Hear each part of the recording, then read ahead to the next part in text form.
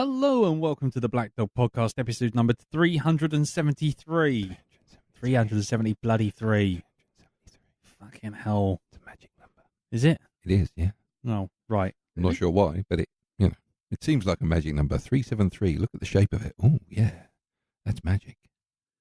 Shit magic. Shit magic. It's shit magic. Shit magic. It is shit Has magic. that come out yet? No, I'm still editing it. Oh, okay. What, shit magic? Oh, I couldn't find any more shit magician pictures. right, okay. Well, you can have the ones I took of me being the magician on stage, if you like. Okay, well, maybe I will. This will mean absolutely nothing to people absolutely listening. Nothing to anyone. Hello, everyone. Hello, this is the episode. Anyone. Everyone. Hello, is anybody out there? Is there anybody talking? This is Radio 4. yeah, nobody's listening. Radio 3. Anyway, hello, welcome to episode 373. I'm Lee. I'm Darren. And I'm not Jim. No, we No. don't have Jim. No. We don't have Jim because... Man down. Well, you know what? I'm just going to say this right out now. I mean, we've watched some shit in our time, and we have watched Warcraft this week, Yeah. and Jim has gone to some fucking extreme lengths not to watch this film. I don't understand why. You know, I mean, literally twisting his spine out of lock. Well, maybe that's what it was. Maybe he was trying to get away from it. He whiplashed. Yeah, He kind of just whoosh, like that. I think what we haven't addressed is the fact that he probably got it doing limbo. No, you know what it was? He got the disc, right? And he threw it like a frisbee, and that's how he pulled his back out. He threw it a bit too hard. Yeah, maybe it was like the Matrix. Maybe he was doing the sort of like the Neo. Whoa, No, he went full on box lightner. He went Tron. That's what he did. Yeah. The old going back on his knees. Whoa. Yeah, whoa. So get well, Jim. It is a bit extreme. If you didn't want to watch Warcraft, you could have just said, and if you don't want to come to the shindig, you should have just said. I mean, fucking having Teresa take a hammer to your back is a bit extreme. I think he got his back up. Ha Yes, a joke at someone else's pain. Yes. Yay. Well, actually, he's a slip disc of Tron. That's why.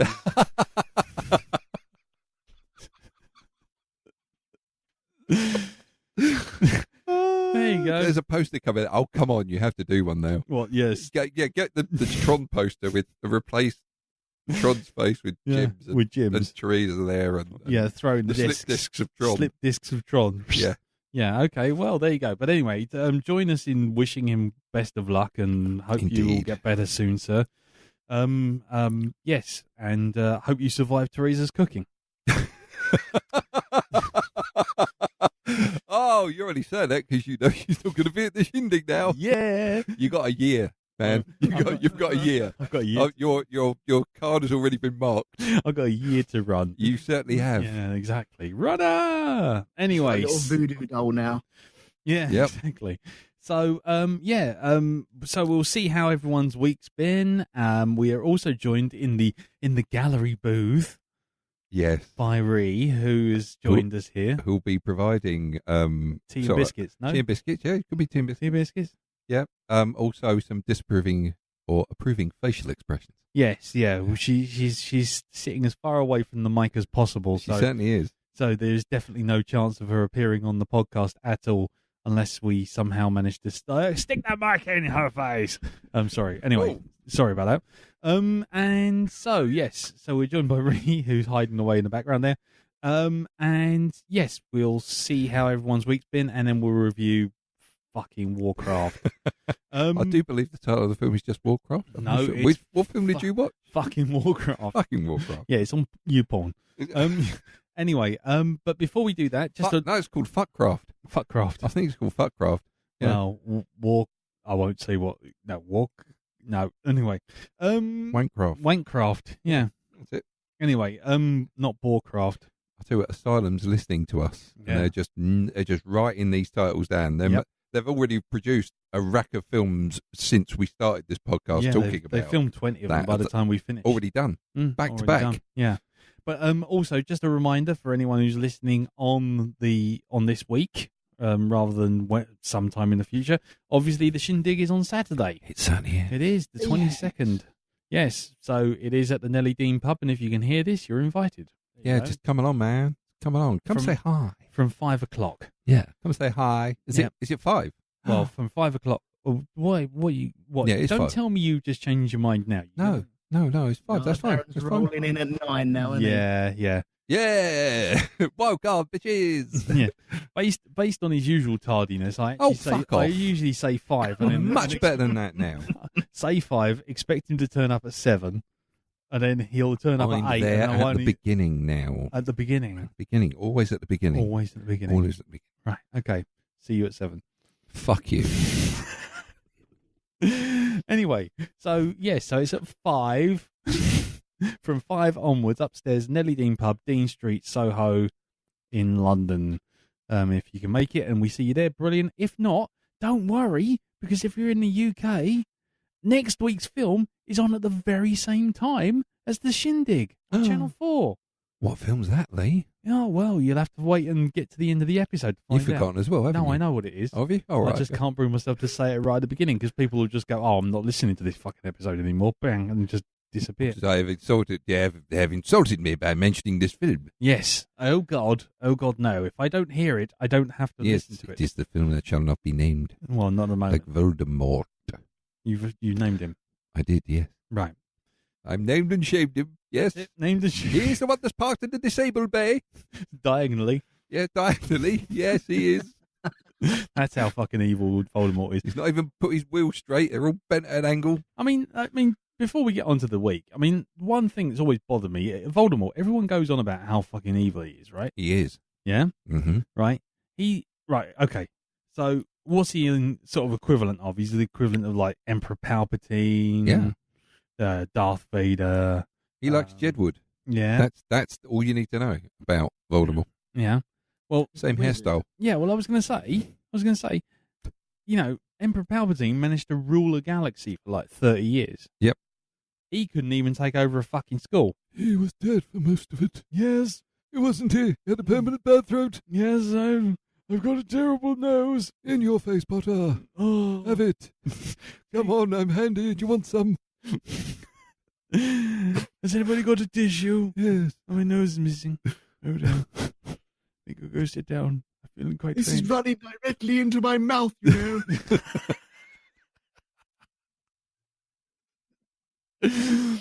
Right, okay, so let's get on with this and let's see how everyone's week's been. I'll tell you what, let's get with you, Elton, seeing as Jim's not here. You can go first. Okay, well, good wishes to Jim, because we want him on repair, don't we? So. We do, but we also know that in our heart of hearts, he really just did it to himself to get out of this. Yeah. So, no sympathy really, Yeah, don't worry, we all know, that's all noted. Yeah. But, get well soon. Get well soon. Anyway, so my week. Yes.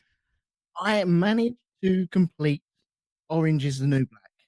That's all done now. I'm all up to date with that. Okay. And? So it's like well good. It's really good. It's like well good and shit. Yes, it is. I was surprised on how well it got.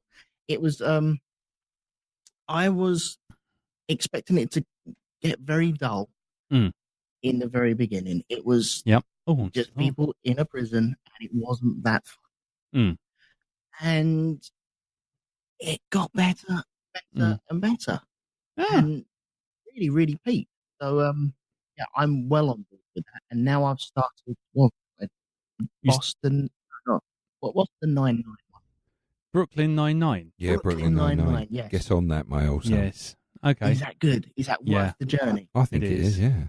Definitely. It gets better as it goes on. The first season's a bit hit and miss, but once you're in, you're in. It is good.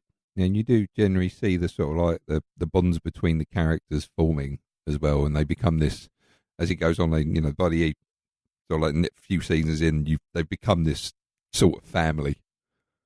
A lot of them, So cool. Yeah. Anyway, anything else, sir? Yes, we became foster parents this week. Foster parents? Yes. What, you got tins of beer? No. Oh God, no. We have kind of we're fostering a little doggy. Hey. What sort of little doggy? hang on, he's a Scottish Westie thing. Yes. I'm not really sure on the make or model. Not sure. Have you got the serial number? Because I can check that out if you've got the serial number. What colour's the paint? How's the mileage? Yeah, what is the miles on the clock? Do you normally put radial 5 or years. no? It's 5 years old.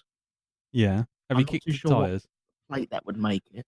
5 years old? Yeah, that'd be an O sort of. Is that an O reg? That'd be a 5.3, I think. Have you checked the logbook? No. Yeah. Have you inflated its tyres? Have you taken it in for a service? Does it need an MOT? Have you dipped its oil? Oh, Have you? hold on. Oh, no, that's a different podcast. No, we've looking after him for family friend. Mm. I won't go into that, but his name is Jock. He's a little black Scottish Westie type thing. And do you know what? He's the friendliest guy in town. Is he? He's brilliant. Cool. I can't see him now. I think he's like Chuck Norris. If you can't see him, you're just moments away from death. If you see him, you're already dead. That's it. Yeah. Oh, right. No, he's cool, man. He's still getting used to the house at the moment, and he's learning about us, and we're learning about him. But yeah, he's quite cool, man. Cool. And have you taken him out and taking care of the poo poos and whatnot? I've only taken him for one walk so far, and turns out he chases after cars. Okay. Parked ones?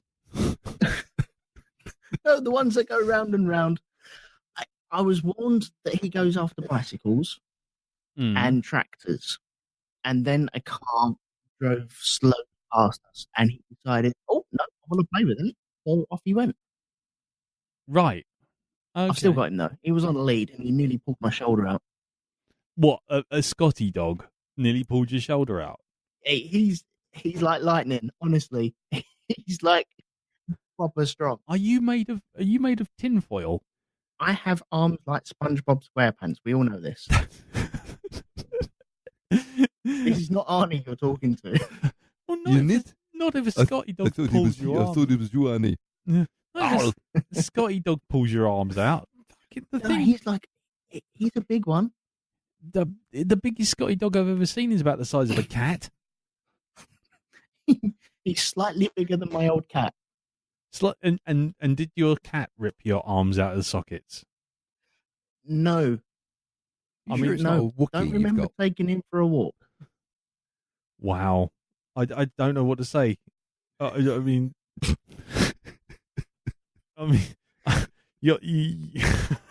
you being dragged along by a dog the size of a small house cat. I didn't say I got dragged along. That's slander. No, but you said it nearly pulled your arm out of the socket. Yeah, he did. Okay, right. I had his lead in my left hand, and he was to my left, smelling a fence just behind me. Like you do. And he decided to go around the back of me. Right. Elbow was locked out, forced me round, and like, no, don't go that way. Are you trying to tell me this Scotty dog is some kind of wrestler maniac? I'm thinking that. I think it's like The Rock. like locked your elbow out. Can you smell what The Rock is shitting? What Jock is cooking? What Jock is cooking? What the Jock is cooking? There you go. Yeah. He's the Jock. He's the Jock. Has he got the people's eyebrow? the people's paw. Wow. The people's paw. Did he? So he locked your elbow and span you around. Yeah, I thought he wouldn't be that strong, and it turns out, wow, he kind of is. Can I just ask, Elton, do you break out into a sweat when you lift a full cup of coffee? Or, Are strong winds a trouble for you?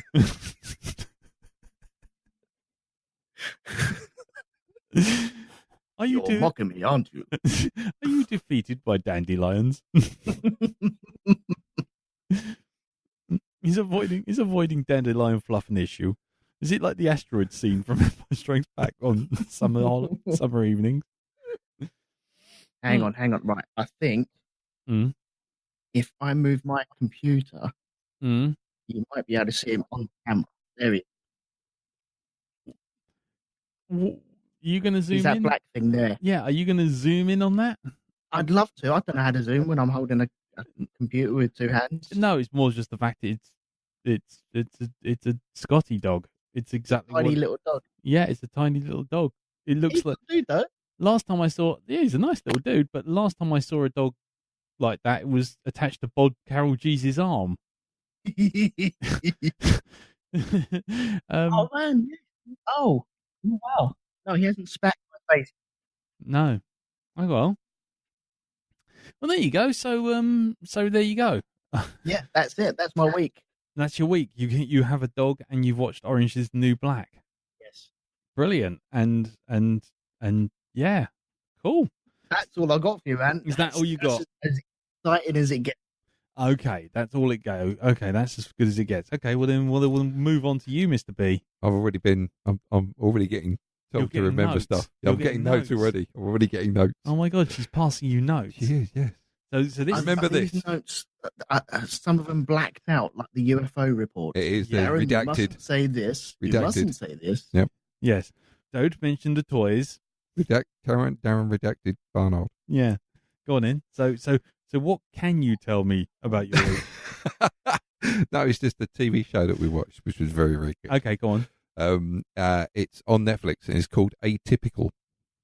Okay. Have you ever heard of it at all? Nope. It's mainly a family drama. And it's is it drama comedy? Yeah. Is that a dramedy? Drama? Oh, fucking phrases like dramedy. Right. He's an old man. Comedy drama. Remember your heartsies. Fuck off.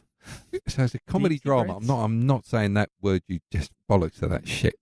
A dramedy. It's all right. When we get round to Predator 1, When you get fucking tattoos up your arm and ride down a fucking scooter up. dramedy. When the morning rains. Okay, it's a dramedy. There you go. right? See, weak-minded fool. Oh, fuck off. So it's a dramedy about who's the main character in it. Fucking hate that word, dramedy. Yeah, I fucking hate that word. Why did you use that word? Oh, fuck you. You're burning fucking Dartford, you fucker. See, I don't say hell because I know Dartford's worse. Yep. Hi to Dartford listeners. Oh, no, they've all just switched off. There we go. Dramedy. I'm going to write that on your gravestone. It's a dramedy. No, do tell us about this drama comedy, Darren. I don't know if I want to now. It's kind of lost its... Well, my week. No, go on. No, it's a dramedy. Fucking hate that word. The main character is I'm gonna master through it. Master through it. Like so 2016. Yeah, go on. Are we done? Yeah, for the Do moment. you want to get it off your chest a bit more? Do you want to? Yes, work it out. Go on. Sorry. Start again. I've forgotten what I've watched now. What was it we watched? What was the name of the show? I can't fucking remember now. Oh, it's called Atypical and it's on Netflix. Right. And it's What is it? it's a dramedy. Fuck off. It's a comedy drama whose main character is an autistic teenager. And Right. it's about basically how he deals with life in general, which can range from Excuse me. very sad to also very funny as well. But it's not a thing. It's a show that it's done so that it's not laughing at him, but it's laughing at the situation he finds himself in. Okay, yeah. You know, so it's really well done. It's got Jennifer Scott Lee, I think, Jennifer Jason Lee, who plays his mum, and who's the bloke that plays his dad? Oh, I can't remember the name of the actor now, but It's all right. he was in Friends once as one of Phoebe's boyfriends, Okay. the fireman. Well, you carry on talking. I'll Yes, Google you it. look up Atypical. And yeah, it's just a really, really well acted show. Really Yeah. written well, Yeah. and it's only 2 seasons at the minute. Oh, there we go. Michael Rappaport. Michael Rappaport, that's Yeah. it, the guy who plays his dad. And who's the guy that plays Sam, there. You've got the guy's name. Keir Gilchrist. Yeah. Sam is the autistic teenager. He's got a fantastic best mate as well, who just seems to understand the way he works and he kind of just knows how to set the situation up to make him feel comfortable. And he just does that, goes that little extra mile for him. He's a bit of a lech, but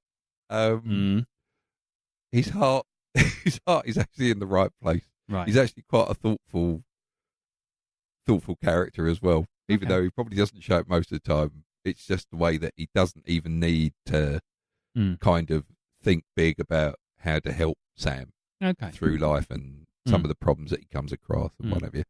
And it's a really good show. It's got a real good heart to it. So cool. Highly recommend it. It's only how many episodes is it? About 12, is it? Or 24? I think it's only 12 episodes a season, isn't there? It's the usual Netflix. She's not going to say a word. No, I'm just getting the nods and. Yeah, I was going to say it's definitely the Harpo Marx school of radio play. I think what we need to do is you need to get the voice. You need to get the voice from the adults from Peanuts. And have that on in the background. So, yeah. Yes, ma'am. So Atypical, highly recommend it. Yes, the only other thing I've really done this week is got back into reading graphic novels and comics. All right. And I started going through Injustice: Gods Among Us. Oh right, yes. Which it's really, really good. And yeah, it's making Superman scary. Yes. For anybody who doesn't know, Injustice is it takes place. Let's see now. It's kind of a parallel universe to what we've got now. There's a divergent, and what happens is, for reasons that will be laid out in the novel, Lois Lane, through a plot from the Joker, Lois Lane, and Superman's unborn baby die. Yes. This pushes Superman over the edge. He finds the Joker and he sticks his fist straight through the Joker's chest, killing him outright, and then says, "Enough. Yeah, I'm fed up of all crime. I'm going to do something about it. Anybody who does anything bad, watch out. I'm coming for you." Yeah. And he basically starts putting the world to rights. But his methods are, shall we say, extremely questionable. Right. Because as it goes on, he starts getting more and more oppressive, even though he doesn't see himself as oppressive. He sees himself as doing a good thing, and he's doing it all in Lois's name. Yeah. When actually he's not. No. And even there's some heroes that have joined him in his cause, except Wonder Woman, who I think is probably even more scarier in this than Superman. People start to question his motives, people that joined up with him, because he does certain things that can't be ignored. And I think the weakest link in his chain is the Flash. And there's a very nice conversation between Superman and the Flash over a game of chess about where do you draw the line now? So you're going to, now that you've done this, you're going to take away guns from people. You can't take them all away. Oh, yes, I can. We can do this, most of them, and it will stop people killing each other. Oh, and who are you going to go for next? Are you going to go for people who park wrong? Are you going to go people who drop litter? Is that what you're going to do? Are you going to just take it from that and you're going to escalate it from there, right down to the littlest thing? Yeah. So, yeah, highly recommend it. I've only read year one of it, so I've just started on year two. Which all ties into the video game. Most of this takes place just before, because the video game's in line with what happens at the beginning of the novel. You see that. But then in the video game, Batman from the dimension, the proper comics dimension where Superman hasn't turned bad, Metropolis gets destroyed as well in a nuclear explosion. Right, it's the joke. It's all linked together. This whole thing all happens all at once, and that's what sent Superman over the edge. But because of that, it causes a tear in the fabric of reality, and Batman gets pulled through into this parallel world, him and the Joker. And so you've got Batman who turns up thinking it's the normal Gotham, and this is a year after the event Yeah. that he suddenly turned up. So he's gone through time and space. He's leapt forward a year in this parallel dimension when things are completely different. Yes. You know, Superman has completely taken over. He's got an army in place. He's got various heroes by his side who are working for him and stuff like that. But yeah, it's a real dark glimpse. And there's something like five series of this. So it's not just like it's an ongoing thing. So it's not just like it's been solved within 5 episodes. No, this is an ongoing parallel universe. Oh right, okay, that's cool. So yeah, and it's all in trade paperback now. It's all in trade paperback. You can get it all over the place. Yep. So excellent. It's all good, man. It's all good. Cool. What else? Anything? Because the only other thing I can think of is we went to see Predator. Yes. We've already talked about it. We've done that, though. Mind you, that wasn't a Patreon thing, so we can chat about that. No, it wasn't a Patreon thing. No, it wasn't a Patreon thing. It was just a standalone podcasty thing. Yes, it was. Yes. Have you changed your mind about it at all? Thinking about it? No. I think by the end of that podcast, I think I was almost in agreement with you on a lot of the stuff about it. You know, go in, don't engage your brain and just watch it and let images feed. You know, fucking spunk themselves through your eyeballs, and you'll be fine. But think about it too much, and it's like, oh, wait a minute. Oh, hang on. Why did that bit do that? But we've been through that in the podcast, so I won't go through that anymore. Listen to go back and it's out there. Yeah, in the wild. It's been released. It'll be the episode behind this one on the feed. It certainly will. Yeah. Yes, there you go. So have a listen. Good episode. And one other thing, I saw Solo, a Star Wars story. Riding solo. Yeah, riding solo. Yeah, go on. And I actually liked it. Did you? I got on with it. Yeah, I had no problem with it at all, apart from I had a what the fuck moment at the end of it, but then I think a lot of people had that what the fuck moment as well. Yeah. I mean, if nothing else, how come red light suddenly works on blue holograms? I don't know. Shut up, that's why. Shut up, that's why. Anyway, don't worry, that's just me being me. Yes. Shut up, that's why. So, yeah. Yeah. Okay. That's me. Yeah. Yeah. Okay. I can't think of anything else. Okay. Yeah.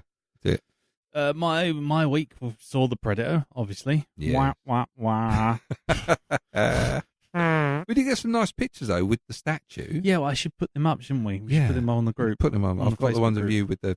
He's behind. He's behind me, isn't he? Yeah. So we did that. Then I joined a running club. The eyebrows of both. There's 2 sets of eyebrows that have just gone. That was just my eyebrows. Yeah. Sorry, that was my jaw hitting the ground. Oh, I've destroyed the microphone stand. Destroyed the microphone stand. There we are. Yeah. So Saturday mornings, couch to 5K. Wow, that's me. Good man. Yeah. So I did it for the first time. Do you know what? It took. I didn't mind it once I got going. Yeah. But there's a hell of a lot of power of will to ignore everyone when they do the warm up, which means you have to run sort of like an idiot with your sort of kicking your own bum, just as do like warm up stretches where you sort of hop and you skip and you kind of really kick your own arse. Okay. That's not something that immediately makes you feel good. When there's loads of people just walking their dogs and there's like 15 to 30 sort of like middle-aged people all hobbling around trying to kick their own arse. Yeah, but of course it does make you feel better after the event because you're not going to feel like you've got legs that are just sacks of concrete. Well, no. Admittedly, I have done quite well with that. But yeah, so I joined the running club. So that's my Saturday mornings sorted. Yes, going there at like 9 in the morning and until 10, and then coming home and go. And then just hand me the Xbox controller, Carol. I should be here for some time. Bring me the wee bucket. I went to see. I went to the Greenwich Comedy Festival on Sunday, and I went to see Adam Buxton. Oh, how was that? I think I got missold what we were going to because there's 2 things he does. He does one which is like to do with the podcast, which is just like his comedy routine. followed by an interview with someone, usually a comedian or someone famous, and he has a really nice sort of chat with them, and it gets recorded for the podcast. Yeah. Then he does this other thing called Bug, and he does have some funny bits in it.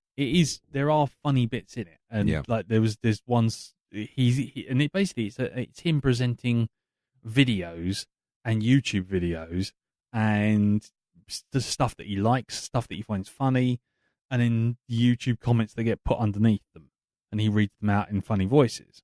Yeah, which is fine, but the problem is that sometimes he'll say, "Oh, this piece of music and this video is just absolutely brilliant," and then he'll watch the whole 5 minutes of that YouTube video, and you'll be sitting there like, yeah, it's not really my piece of music. The video's good, and then it'll end, and then he'll go, and then this was done by this other director, and this happened, and he made this video, and then we watch another 5 minutes of that. You know what it sounds like?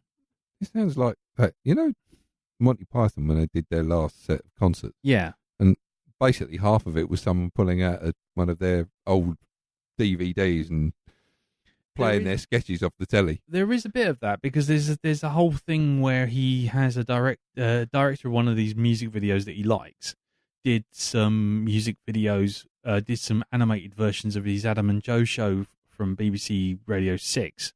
Okay. Where they're visited by the Queen, and it's like Laura, blinded dirty, the little Katie getting together with the Willy and all sort of thing, and it's quite funny. But the thing is, if you've already heard it and you've already seen it on YouTube, then you're sitting there paying to see it again. Yeah, and so there was bits of that. I mean, there were other bits like he's running for a poo song because he's in the forest, and there's it's just a video of him in a big top hat trying to get to his house, going, I'm dying for a poo, poo, it's running down my leg, I can feel the turtle's head, this sort of thing. And there's bits of it that are really funny, but there's other bits of it where you're sitting there going, you're showing me an REM video. Yes, and is there any type of thing to this? No, it's kind of like stuff that he likes, stuff that he's seen, stuff. And then, like, every now and again, he'll go into things like the YouTube comments, and it'll he'll read out the conversations between people about that particular video, which is quite funny. So he'll be like, "This be the bestest video ever," sort of thing. And then someone else go, "I'd rather you didn't use caps." What you talking about, man? I using caps all the time, sort of thing, and that sort of thing. And he's reading it out like that. And some of it's really funny. But other bits of it are just like, you're just sitting there going, yeah, this is like a PowerPoint presentation. I'm literally reading off the screen before you're reading it to me. And I've done that. This is really lazy comedy writing, because somebody's already written your comedy for you, and you're just reading stuff off a website. But then there's other bits he does which are really, really funny. And there's, his number counting video is brilliant, which he's done like a little children's TV show one. It's going, we all like counting, we like to count, we're counting all the time, and here's a load of counting things and all this sort of thing. And he goes, we're counting ABC, we're counting 1, 2, 3, la la la. And then by the end of it, the character's aged by about 100 years. And he's going, I'm counting all the things like the mortgage and the rent. I'm counting all the things. And my back is bent and all this sort of thing. And he just kind of ages and then fucking dies at the end. So there's bits of it which are really funny, and then there's just bits that just like, So yeah, that was a bit. Other than that, my entire weekend has been taken up with work that I'm still doing, and work that I'm doing still, even though I'm not actually supposed to be working. I mean, right now, my other computer is working. Is it? Yeah, and I'm sitting here working effectively, and when I've uploaded this, I'm going to carry on working. And you know why I'm working? Normally I cut these things out when I start talking about my work. Yeah. But this week...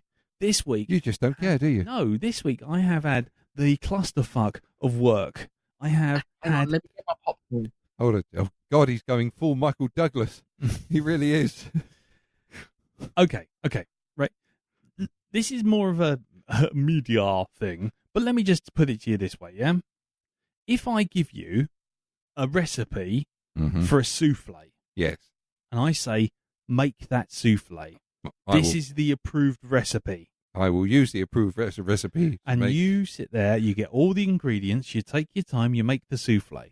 You give the souffle to me, and I go, it's not soup, is it? That is the equivalent of my last 5 fucking weeks.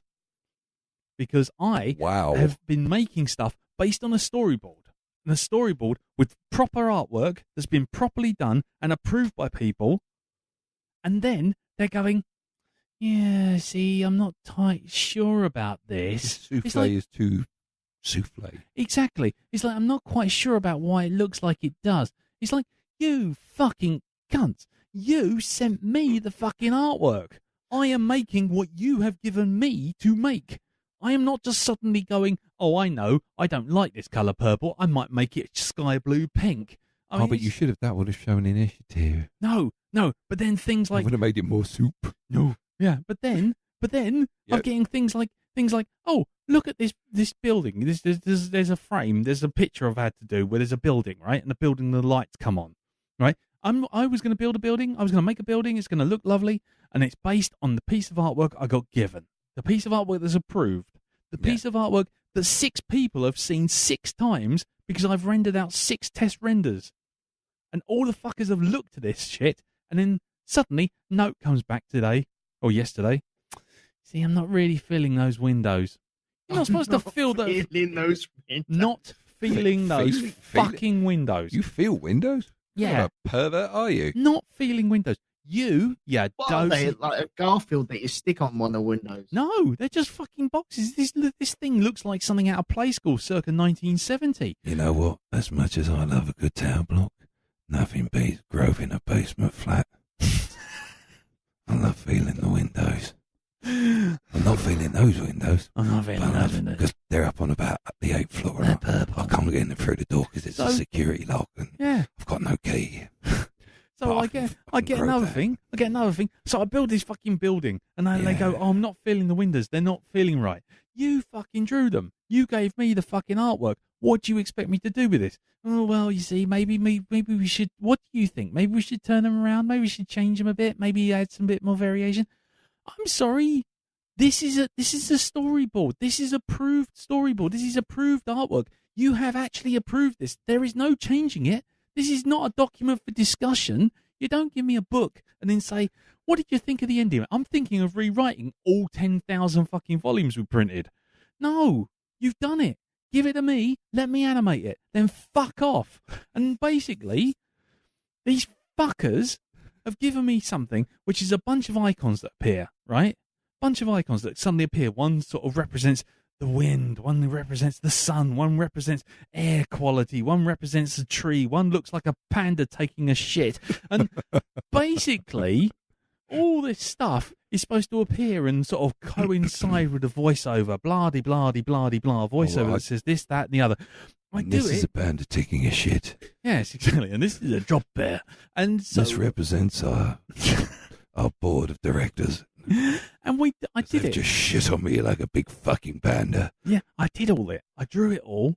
I did it all. It looked identical to what they've done. I've animated it all, right? And then I get told, why you done it like that? Because you gave it to me. Oh, well, you see, we redrew all of those icons. When?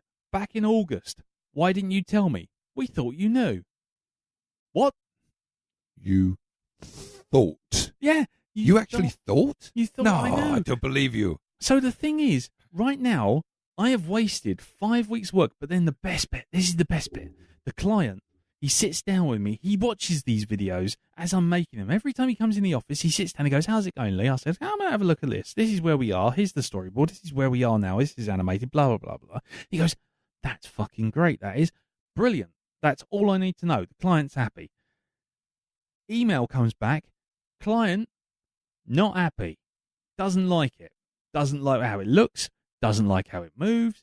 Doesn't like any of it. And he turns around and then says things like, why is it taking so long? right? Which, in and of itself, is a good criticism. Why is it taking so long? Except for one very small thing. He's supposed to be doing the voiceover that I'm supposed to be animating to, and he hasn't made it in fucking 6 weeks.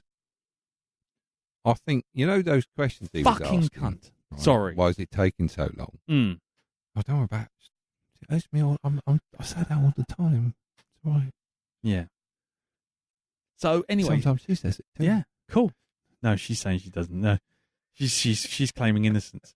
But no. So that's the problem. So basically, everything I've done has been rethought out, and basically a person with a hat on that says art director, spelt with like 3 R's and 3 O's, has gone, art director.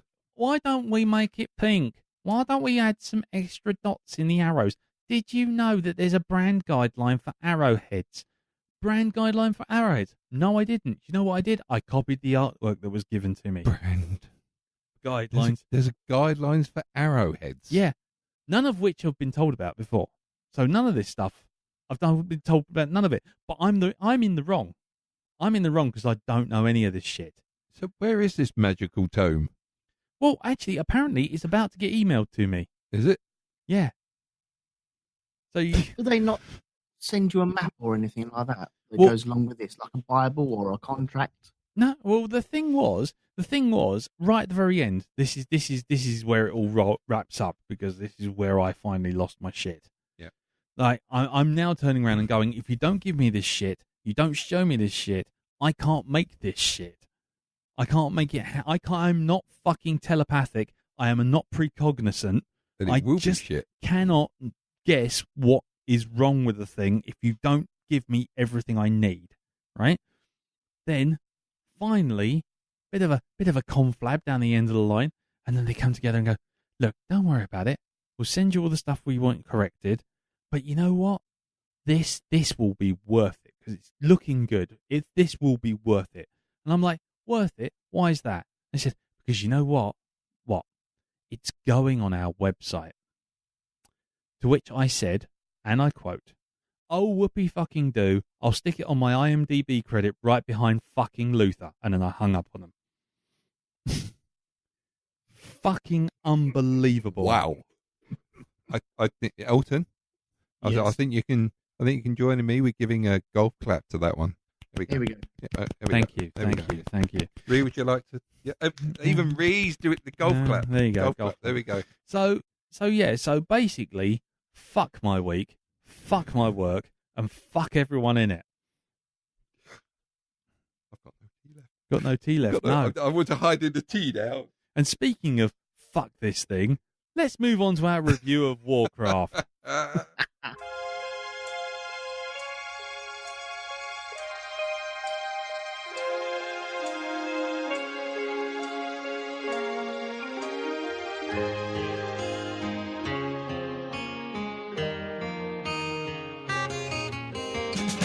There'll be no refund for your time if you decide to take part.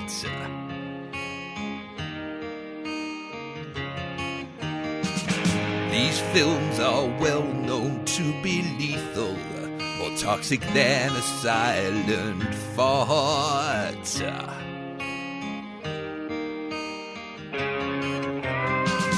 You'll want to set your head aflame, but you've only got yourself to blame. It's shit cover goggles on Black Dog, baby. A steaming pile upon your screen, baby. It's shit cover goggles on Black Dog, baby.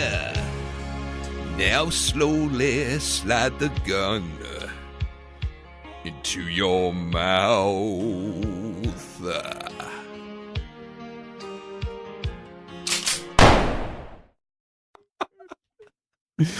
And so we move on to this week's movie, which is Warcraft. Warcraft is, or alternatively known as Warcraft the Beginning. Ooh, that was hopeful, wasn't it? Yeah.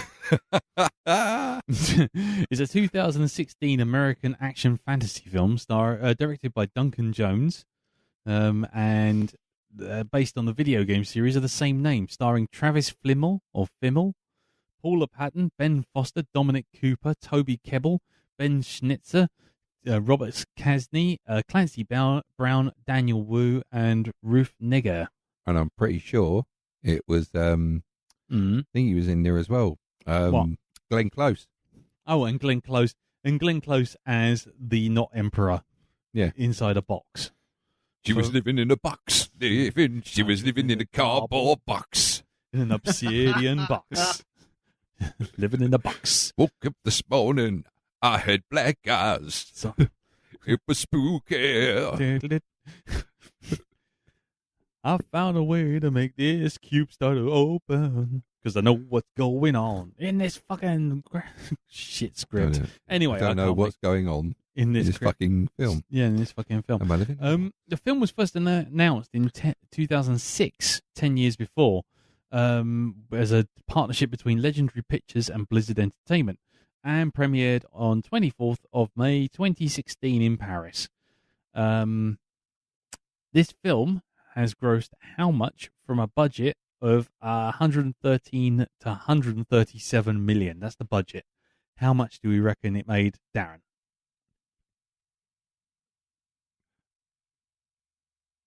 Now, knowing how successful it was, Yeah. not in the West. No. I think it was, no, where was it?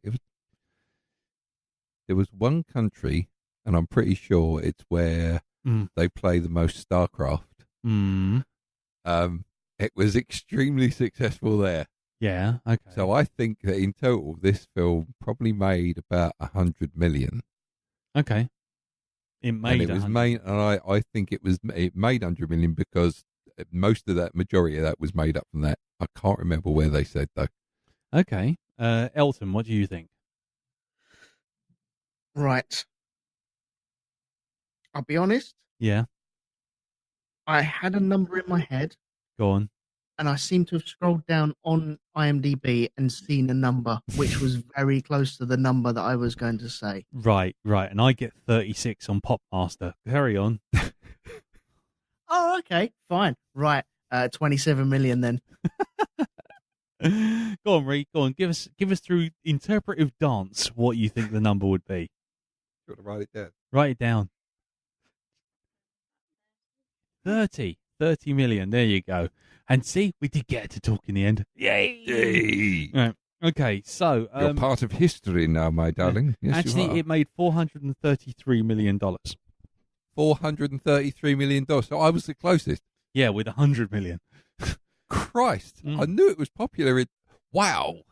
But that still wasn't enough for it to break even. Apparently, the marketing budget around the world topped out at somewhere like about sort of 250 million in marketing. So with the budget as well, it means it needed to make it like double that to actually make any money back.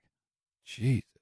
Yay! How can you make a film for 40 odd million pounds and then have 3-4 times the amount, maybe 5 times the amount on marketing? Welcome to the wonderful world of movie production. I think that's probably grossly overinflated prices. Yeah. Well, if they think it's shit, what they'll do is they'll go heavy on the marketing and hope that the hype brings people in. Which is, so if you see it on the side of buses, if you see the video and the trailer every 5 seconds on every YouTube video, all these things cost money, but it's there to push it to try and make the money back.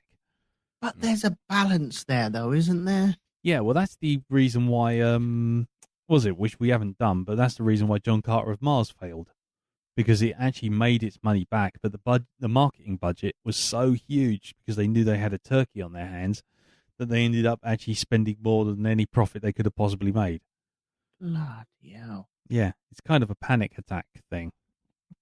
But anyway. At what point do they stop spending money on that, though? Oh, no, just another 10 million. It's all right. Yeah, stick it on buses. Yeah. Wafer Thin Mint. Yeah. The film was supposed to right. Just moving back a little bit.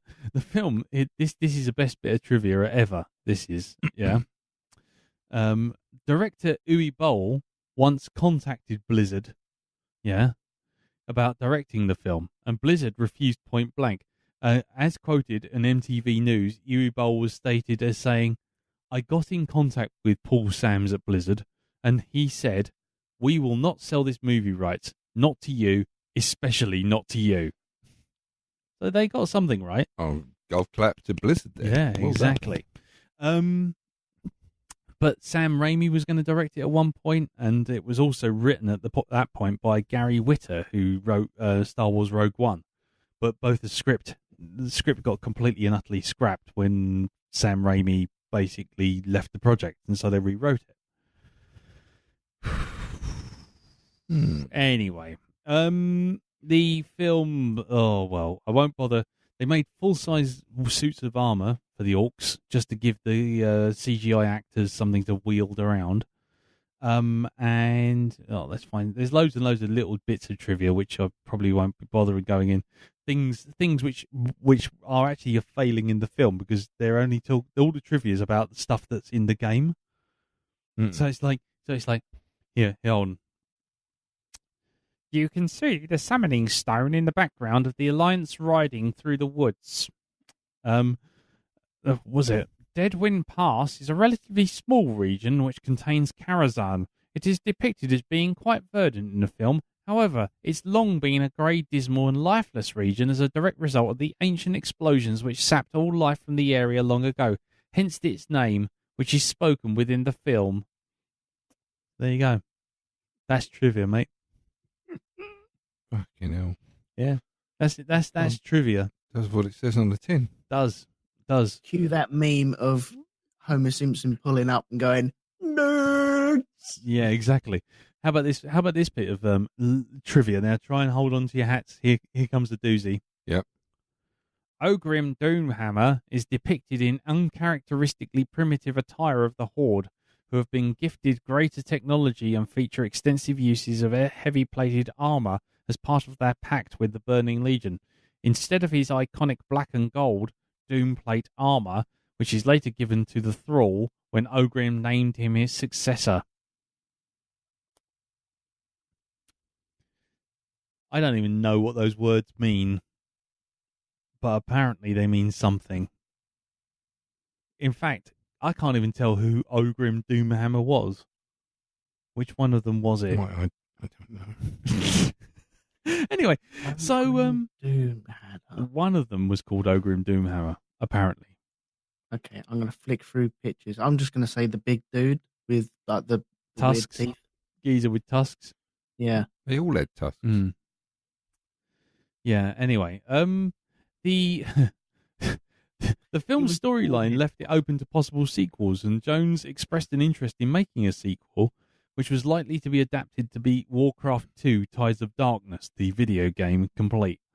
On June 18th, 2018, Jones tweeted that the chances of Warcraft getting a sequel did not look good, which is something of a shock to us all, I'm sure. Hey, if Paul Blart can get a sequel. Yeah, but Paul Blart only cost like £4.50 in a packet of peanuts to make. And half of those, and the peanuts were only And the just price of a Segway. Segway, yeah. Yeah, the peanuts were only to get, what's his name, Paul Blart into the actual mall. They just laid the peanuts out and he just followed them in. And then they locked the door behind him. And then while he was screaming to get out, they filmed it. So, yeah. Anyway, should we review this thing? Yeah. Let's review Let's do this. So Elton, what have you seen Warcraft? Have you played Warcraft? And what did you think of this film? This is the second time I've seen this. Right. I've never played the game and had no other interactions with the franchise whatsoever. Right. So all I know about Warcraft is what I saw when I saw it the first time round and then this time round. And that is it. Right. I know that there are humans in it. I was guessing that there was magic in it. And it was just a fantasy-based franchise thing with like green orcs and probably like good orcs and bad orcs and weird monsters.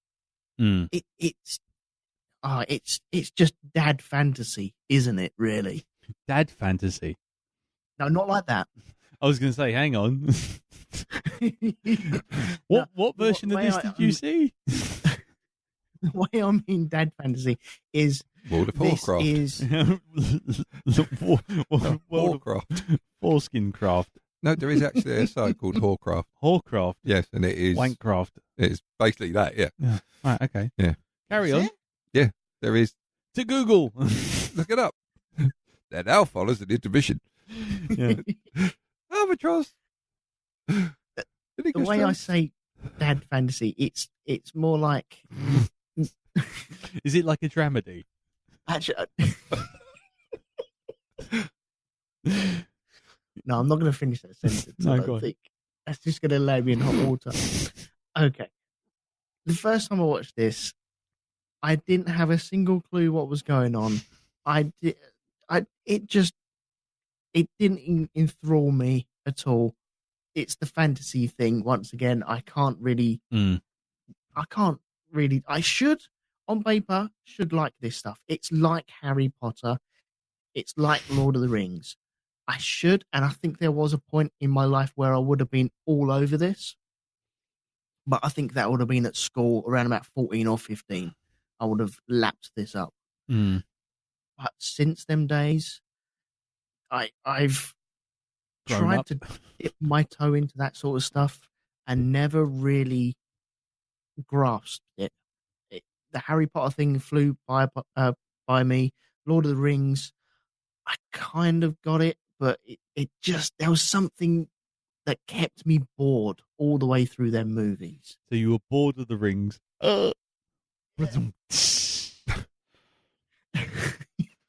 And like the Hobbit as well. Oh, Jesus Christ, that is a massive turd if ever I saw one. But okay, Warcraft.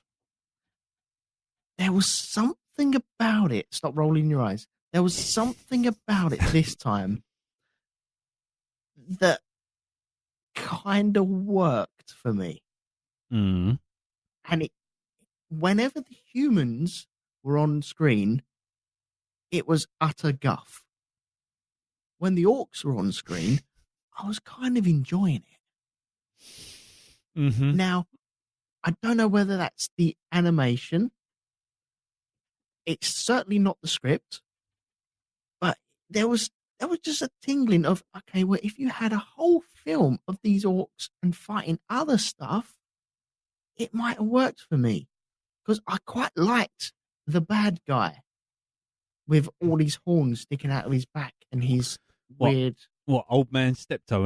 Until the moment when he becomes fucking Sagat from Street Fighter. Totally, yeah.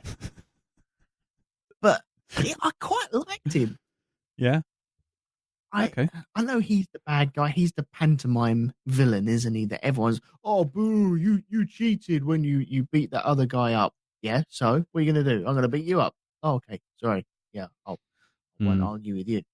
I liked the way that he had no qualms about taking other lives just to satisfy his own means to an end.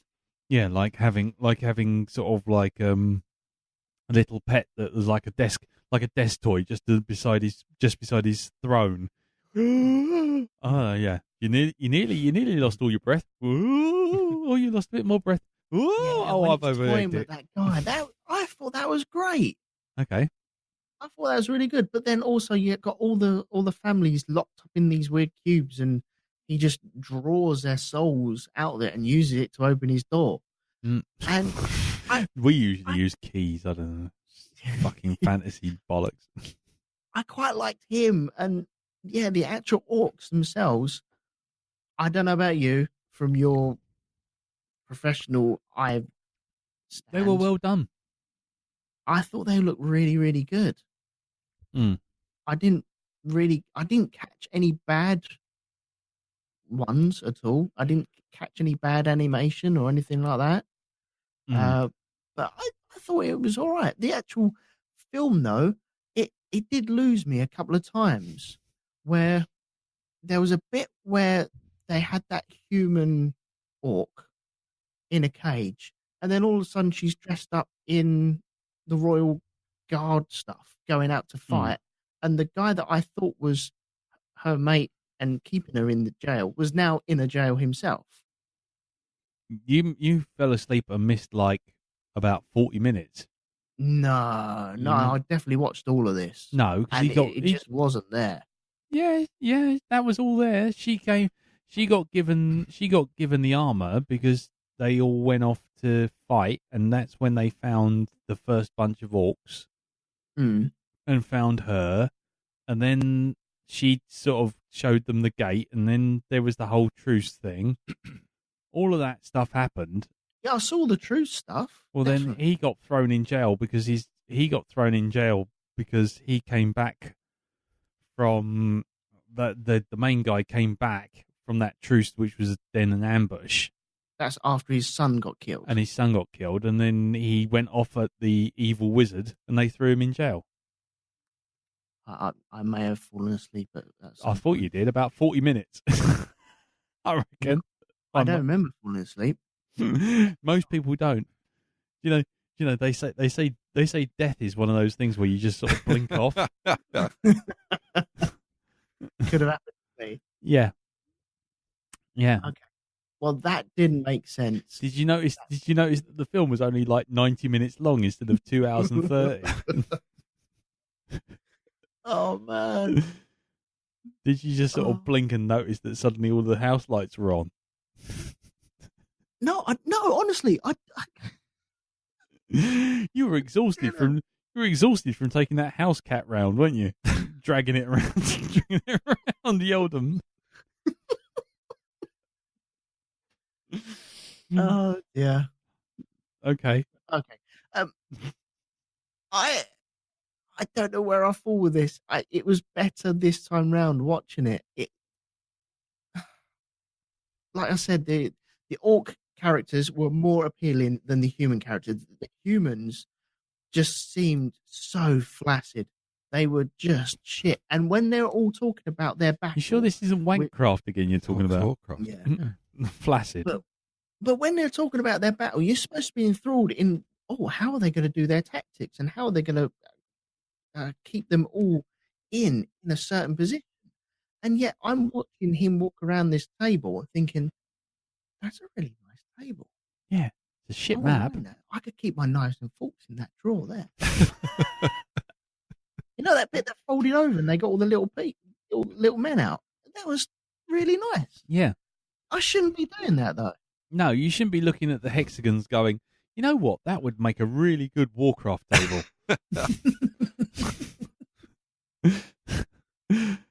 Oh, man. It was better than the first time I watched it. I'm not going to say it's going to get better every single time that I watch it. But, it was all right. It was all right. I'm trying to remember bits about it, but it's just so unrememberable. It's untrue. Yeah, that is part of the problem. But there were some human elements to the orcs. You know when they're them two big dudes just sat down and flicked stones at each other. Yeah. I kind of like that. I thought that worked really, really well, adding a bit of humanity to them. But then you have to have like the whole Bible story of putting someone in a little raft and sending them down the river. Oh, what shit CGI Moses? Yeah. Oh, yeah. That was maybe the worst bit of it, I suppose. My lord, come and have a look. Ah! It's like, Get it with fire! yeah, put it back in the lake. Just send it off. Let someone else deal with that. I'll just push it with this stick. Nobody saw anything. Yeah, that's right. Yeah, Got me? Mhm. Just a small moment of just You saw nothing. Yeah. Simon, fetch me my Hessian sack and a brick. yeah. Hey, Huzzah! do you still have that sack where we put all the kittens that we don't want? Dodson, I want you to hand me your giant warhammer, and then I want you to turn around and walk off in that direction for about 30 or so seconds. Ignore any sounds you hear coming from here, especially if it's a screaming sound or a squelching sound. Yes, don't worry, it'll all be over quite abruptly. Hey, Ma, look what's just run up on the beach. There'll be some good eating tonight. Yeehaw, it's roadkill. Nobody's seen it. It's mine. Anyway. I was quite surprised to see, you mentioned Toby Kebbell was the guy in Dead Man's Shoes, isn't he? Yeah. Yeah, I was quite surprised to see that. I know that he'd done a bit of the animation in one of the Return to the Planet of the Apes type things. Yes. He's the sort of big gorilla. He's not Caesar, he's the other dude. Yeah, yeah. The baddie. That's right.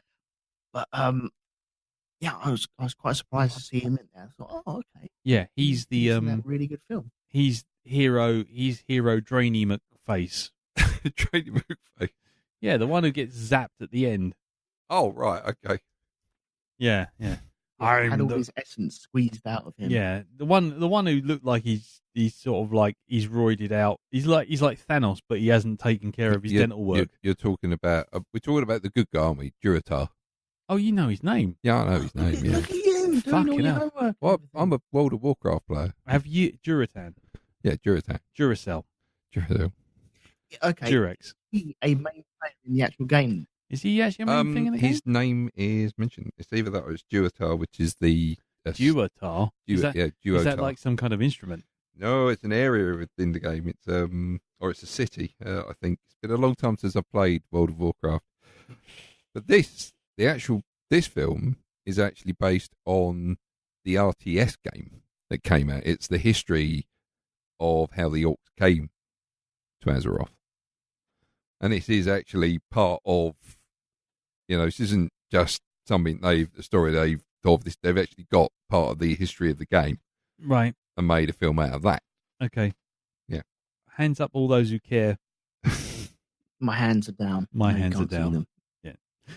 Go on in. So what's gone? Was it Durex, Duracell, Durotan, Speed Racer? What is it? Go on, you carry on while he's Googling. Man Looks Up Thing on Internet is a great podcast. Yeah. One thing I did have problems with was the weight of the battles as well. Yeah. Where you've got these massive orcs that look like they can take out absolutely everything. Yeah. And then they're battling humans who seem to... You'd think that they'd be able to walk up to them and just wipe them out in one foul swoop. Not a problem. They'd be able to bat them off their shoulders and not worry about it. And to some extent, you do have that when you're close up. But then you pan out and you've only got like 10 humans and they're struggling against them. Yeah.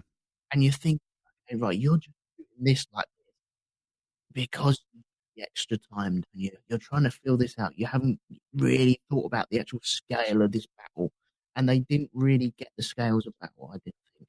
No. There's a lot of that kind of stuff where it kind of it feels like I'll get to it on my bit, I suppose, but it does feel like they start off going, yeah, well, we've only got like 50 blokes to sort of like do motion capture on, and we've got a short time. So I tell you what, why don't we film them all up close, make it look more than there is, but we need to pull out. Okay, go on then, pull out, and then it's like, oh, there's only like 6 people, and they're about sort of 100 feet apart. There's nothing to pull out against. Yeah, exactly. Yeah. And I think that's why you get more orc on orc battles, just to pad out the film a little bit. Orc on orc. Are you sure you actually watching the right film? Wankcraft. Tell you. Go on, sorry, carry on, mate.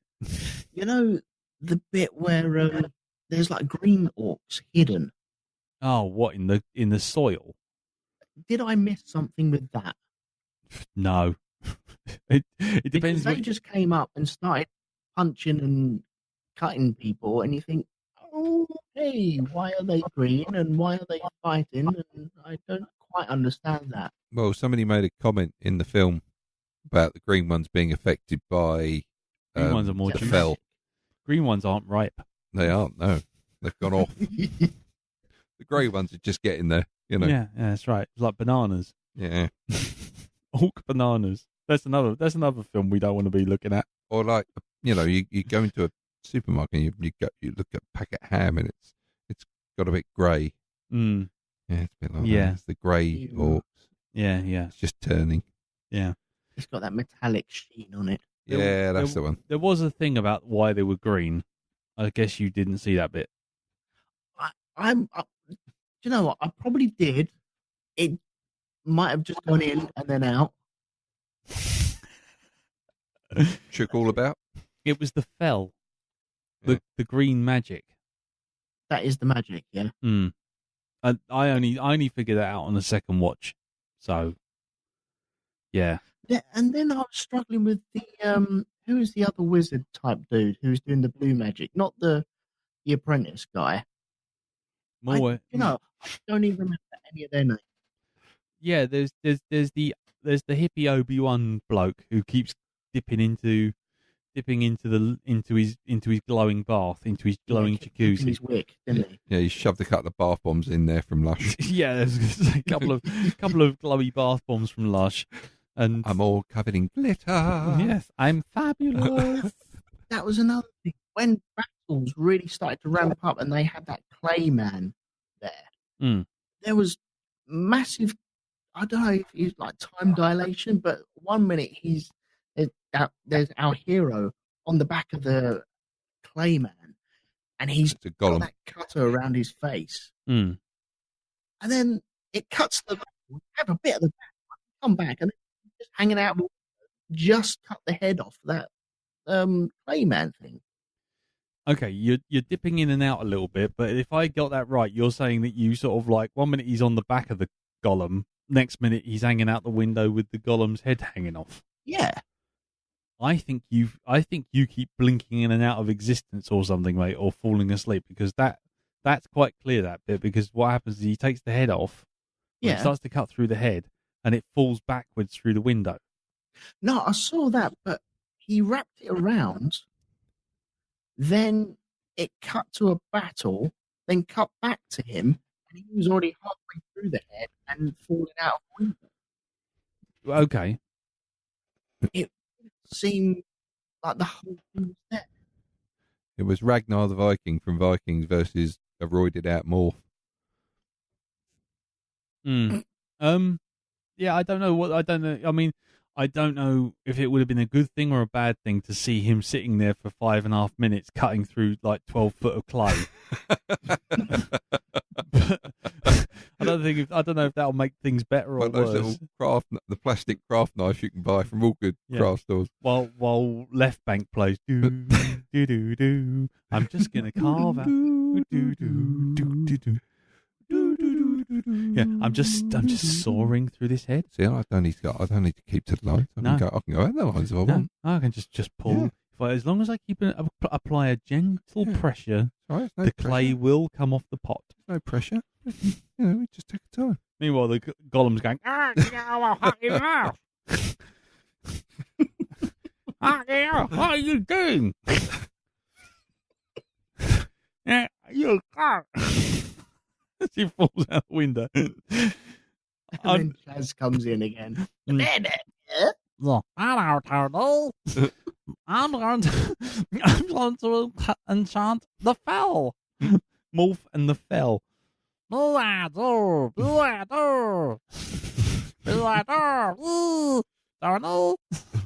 Chaz. Anyone under the age of about 25 or not in this country won't have a Well, fucking exactly. clue. An idea who morph is. No. Anyway. Right. So, Do you want in conclusion? yeah, go on in conclusion. Go on in. In conclusion, better than the first time I watched it. I would recommend it to my dad to watch. He kind of likes fantasy. It's dad fantasy. Yeah, dad fantasy. This isn't dad fantasy. This isn't dad fantasy like that thing that bloody Lumpy the Wookiee was looking at in the What's that? The 1997 swimsuit collection from Debenhams. Donna Summer in virtual reality. Floella Benjamin in virtual reality. Okay, so it's dead fantasy that. Yeah, it's harmless. I think if they did make a sequel, then it would be another harmless. 50 Shades of Lumpy. Okay. All right. Well, 50 lumps of grey. No. 50 grey lumps. Anyway, right. Okay. Well, you were dipping in and out again a bit there, Elton, but I think we got the general gist. I apologise. Something's gone wonky. Yes, something has definitely gone wonky. Right. Okay. So we'll move on to you then, Mr. B. Ah, yes. What did you think of Warcraft? Right. This is the second time I've watched this film. Much like Elton. It's a dramedy. It's a dramedy. It's a dramedy. What did I think of it? I didn't think it was as bad as the first. Much like Elton, didn't think it was as bad as the first time I watched it. And yeah, you did. I have. I have seen an awful lot of bad. This is not the worst video game to film adaptation that I've watched. Oh God, no. By no means.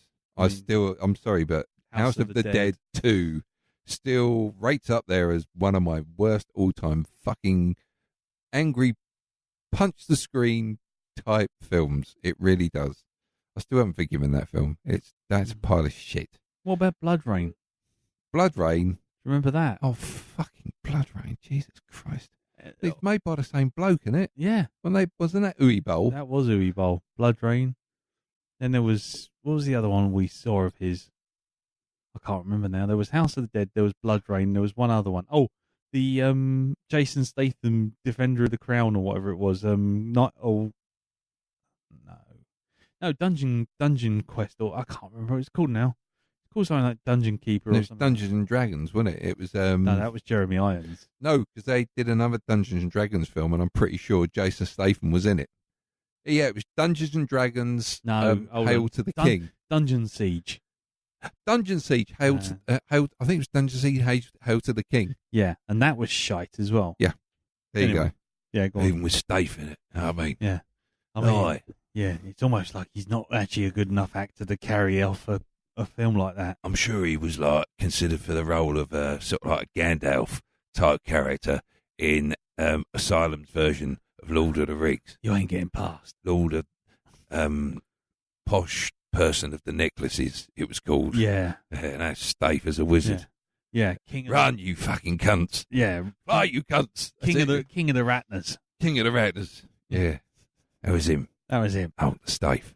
Yeah. You shan't get past. You ain't going to get past me. Because those shoes are wrong. Yeah. Your name's not Dan. You're not. But you will be. Anyway, yeah, Warcraft. Getting back to Warcraft. I will. I've got to say, I actually did recognise bits in the film from the game, areas and stuff like this that they put in there, Stormwind and stuff like this, stuff that they mentioned, and I'm pretty sure the Chief Orc, the one that gets drained of all his strength and dies. Yeah. I'm pretty sure his name is actually mentioned within the game as well. I've heard that mentioned before. It could be that, or it could be mixing up one of the areas.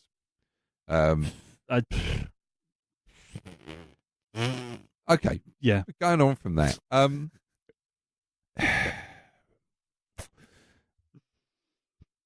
Yeah, the whole thing with the magic users, stuff like this, the way they put the film together, it's like where they tried. I can see the original good intentions, taking part of the history of the game and making it.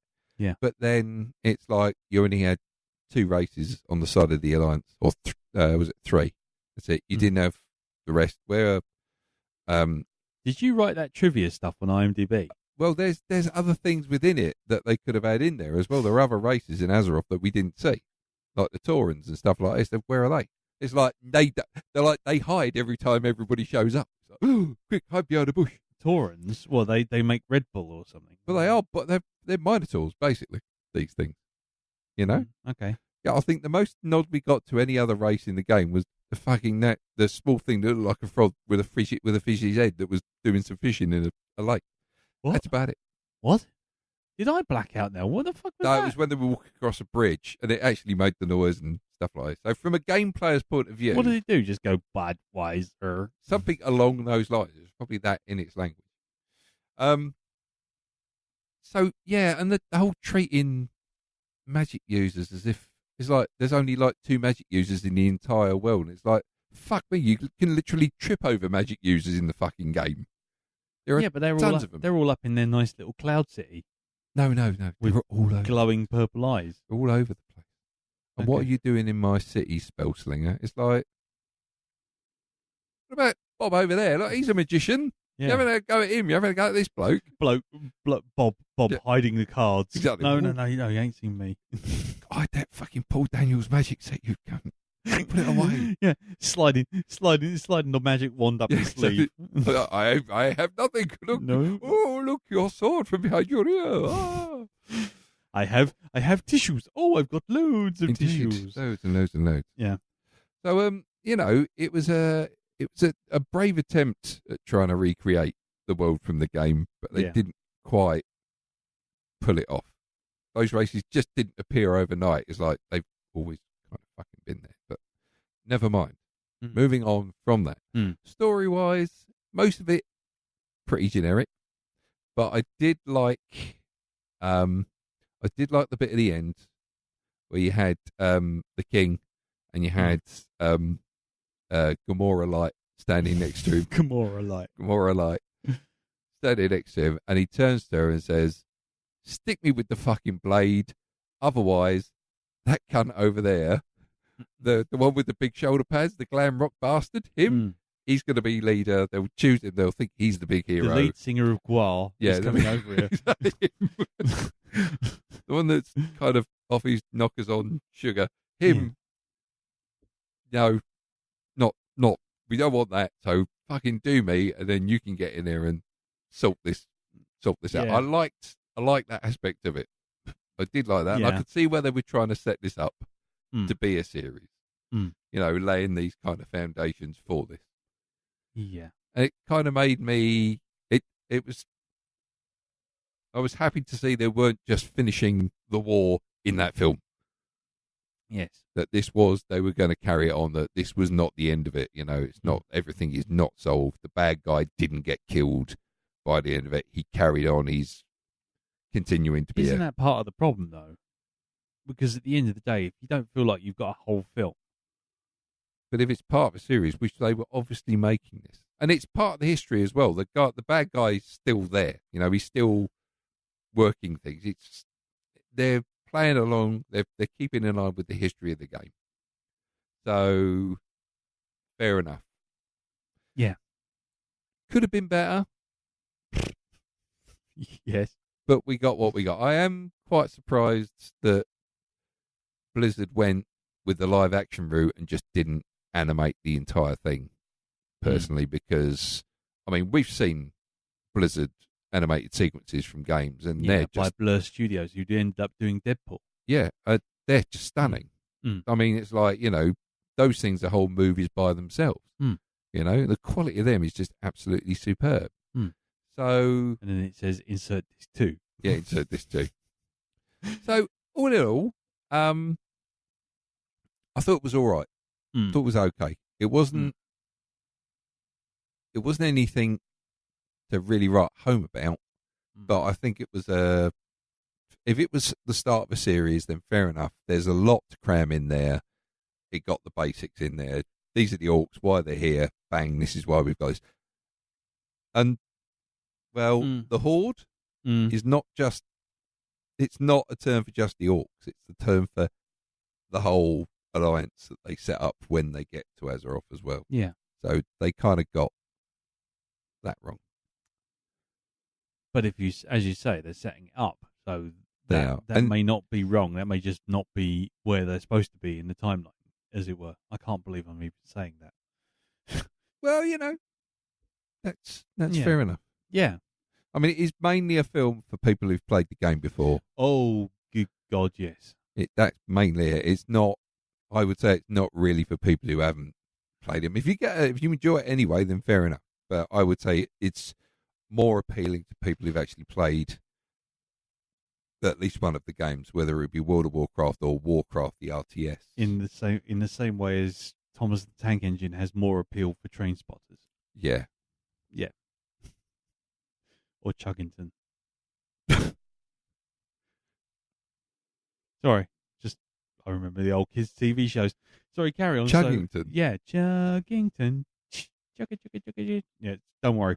No. I got That's two. a poor man's Thomas the Tank Engine. It is, but it's CGI, and it does have one good thing, but I won't say it now because it's too long-winded to go into. I come from an age where we had proper kid shows like Jamie and the Magic Tools, man. Had that cockroach. Yeah, guitar. which had the best theme tune, but actually was a shit show. No, it wasn't. It was. Actually, no, it wasn't. Because I watched the first 7 episodes of it, and there is actually a fucking story arc in there. Have you watched the rest of them? No, not yet. Why? But I will do. Why? Why haven't you watched the rest of them? Haven't got round to it yet. Not that good then. What? Oh, fuck. What was that, Elton? After season 8, it all falls down. Yeah. Yeah. I was going to say, when they finally get married, it jumps the shark. Again, it keeps in line with my rule about shows from the 80s that Go on. explain to you all you need to know about the show so you can watch it straight away in the theme tune. You know? Yeah. Much like Airwolf at Knight Rider. There you go. Fuck it. Watch it now. Michael Knight, he's got a car. Yeah. He's got a car. He kind of fights crime. He's got a car. Watch it, fucker. Car bloke. Yeah, car bloke. That's- Airwolf. A helicopter Chopper flown. Man.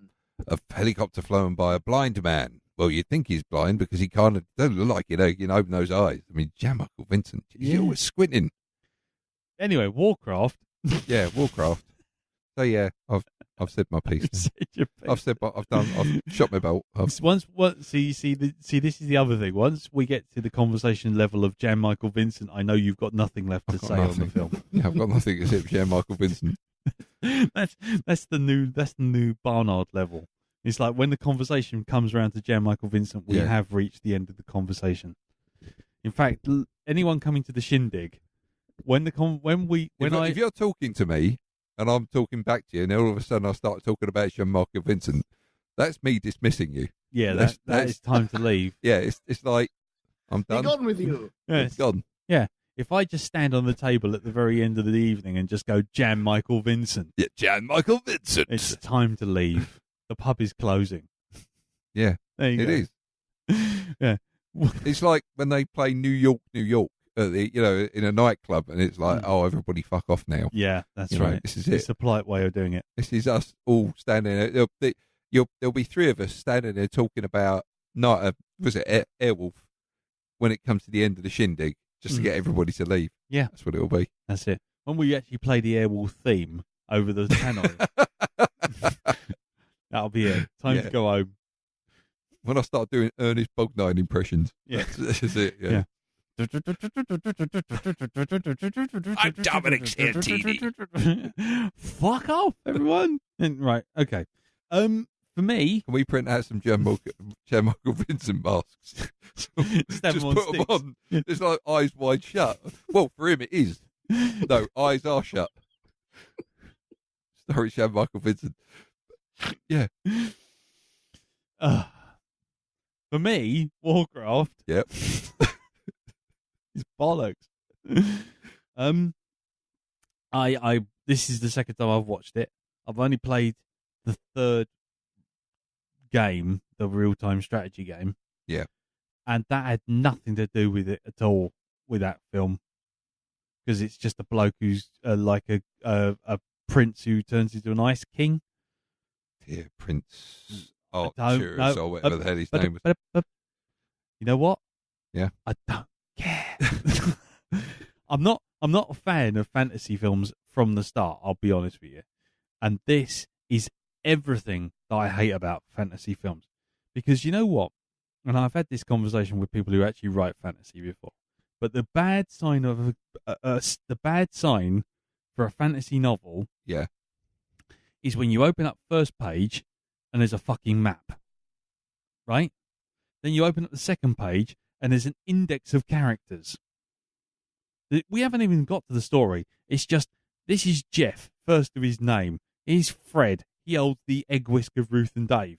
This is Barbar. The egg whisk of Ruth and Dave. This is Barbar. He's an elephant. This is Jethro. He wears a hat. This is so-and-so. He is the son of Jethro the First. This is the man who forged the egg whisk of Ruth and Dave. This is the person who worked in macros. This is the person who fucking paints the walls in the garden or something. And it just has lists of names. And you go, right, okay, this is all very impressive world building, but you've not told me a story yet. And that is straight away, as soon as I open up the first page of a fantasy novel, if I see a map and then an index of people's names, it's like, you are not getting my money because I'm not wasting my time because you can't be bothered to write all this stuff. It can't fold this stuff into your narrative. You can't. Isn't that part of fantasy, though? No, it's not. Well, it is. I mean, let's put it this way. I've read, well, I don't know, looking behind Darren, I've got 1, 2, 3, 4, 5, 6, 7, 8, 9, 10, 11, 12, 13, 14, 15, 16. There's at least 20 Discworld novels somewhere up there. And not a single one has a fucking mapping or a list of names of characters. I've got to look. Hold on. Go on, grab one, anyone. He's going to look for one especially that says map. That's not mine before you even start. But I don't even know. If that has a map in it, forget it. I wouldn't have read it. Seriously.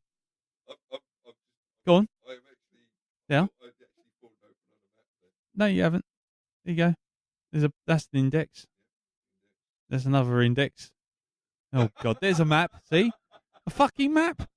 It's a fucking map. Now, go to the next page. I bet you see a list of indexes, a list of names. Or is it actually the opening? Ah, there you go. That is... What book's that? Words of Radiance. Oh, God, that's that thing Carol was reading from her cousin. No, this is nothing to do with me. Don't look at me for that one, mate. Seriously. Jazz Hands Colin. Pretended to enjoy the party, giving no indication that she intended to have one of her guests. That all sounds great from a distance. Yeah. Yeah. Anyway, so map, character list, more maps, more character lists, and then basically a history of the world that has nothing to do with anything. It's not even the story. As soon as you give me all that shit, I'm like, fuck it, I'm out. You can't be bothered to write the story. I can't be bothered to read it.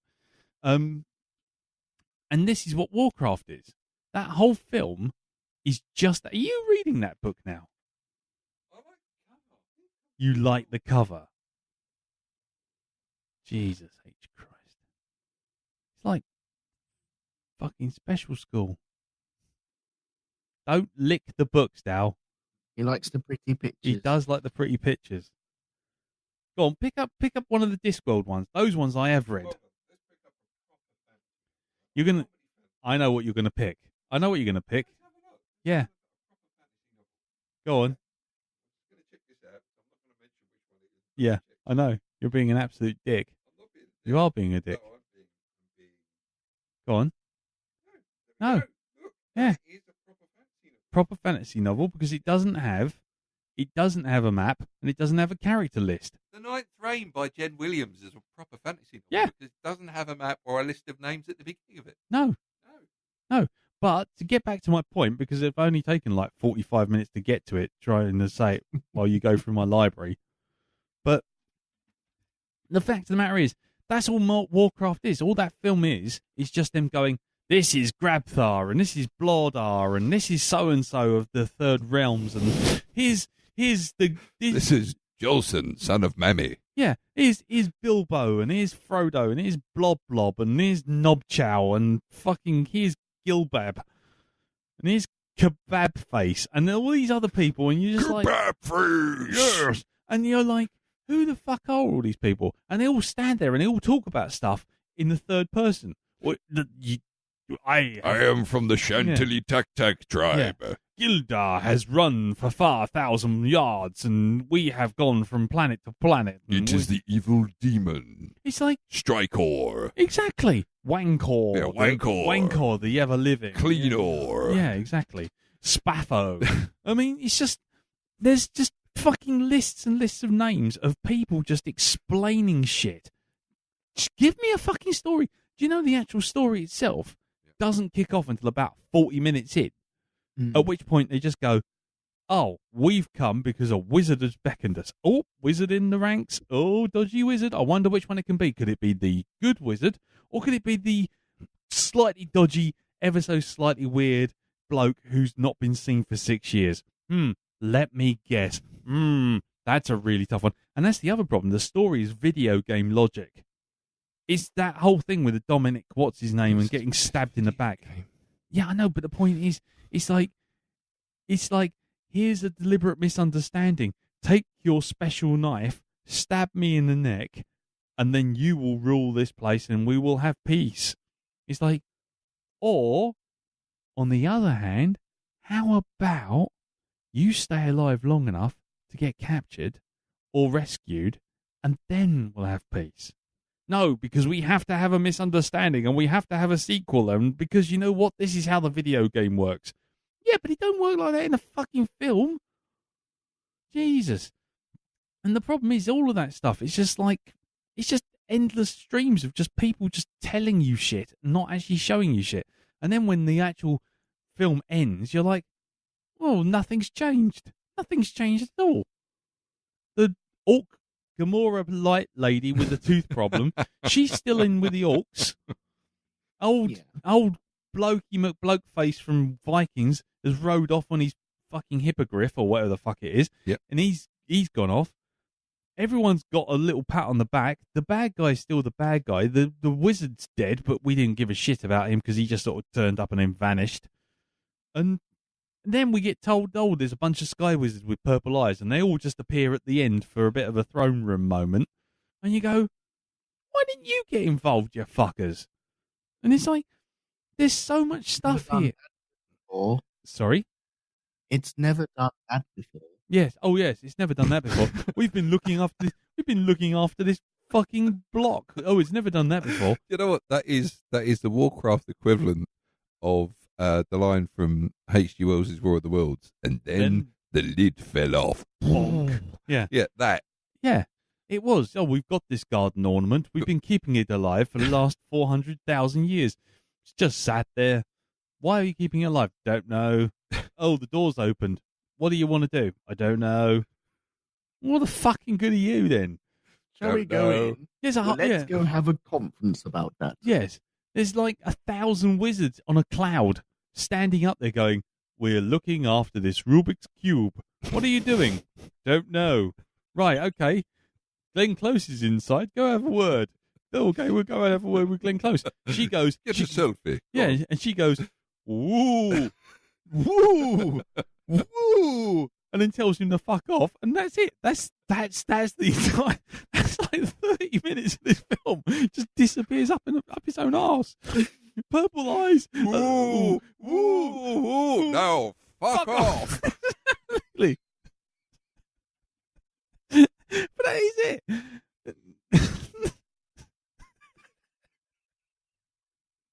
Woo, woo, woo, and fuck off. Tell me, my son, what did the oracle say? Well, she looked me in the eye. She said, woo, woo, woo. Now, fuck off. Ah, wise words indeed. Yes, exactly. And then our There must be some sort of deeper meaning to that. Exactly. But even the kid, he comes up, he's magically opened some magic garden ornament. He's spoken to spooky Glenn Close, and all these wizards are sitting there going, "Are you sure? Are you sure the Guardians are wrong?" And it's like, what? How much? What? And they're like, "Oh, but the Guardian. The whole fucking script is that Guardian. It's like an advert for a newspaper." And then just like, they all just turn up and go, "Oh, Guardian," and then they kill him, and he dies. And then that's it. It's like the whole film is just Guardian. He's a bit of a wrong 'un. Woo! Oh, fuck off. Now fuck off. Oh, by the way, here's some orcs over here. Nothing that happens with the orcs makes any fucking difference whatsoever. None at all. In fact, the bit that should have made a difference, which is old Grabthar Ding Dong or whatever his fucking name is, fighting the bad guy, fighting old man Steptoe, and showing him to be a cheat. I've just seen Don King promoting that fight. Grab the ding dong. She's the old man Steptoe. But it's true. The warm-up act, Jets Johnson. Johnson versus Grabthar Ding Dong. Three-way match. Yeah. Jets Johnson, Grab Ding Dong, and old man Steptoe. In the world's first major monk slapping competition. On Eurosport at 3 o'clock in the morning.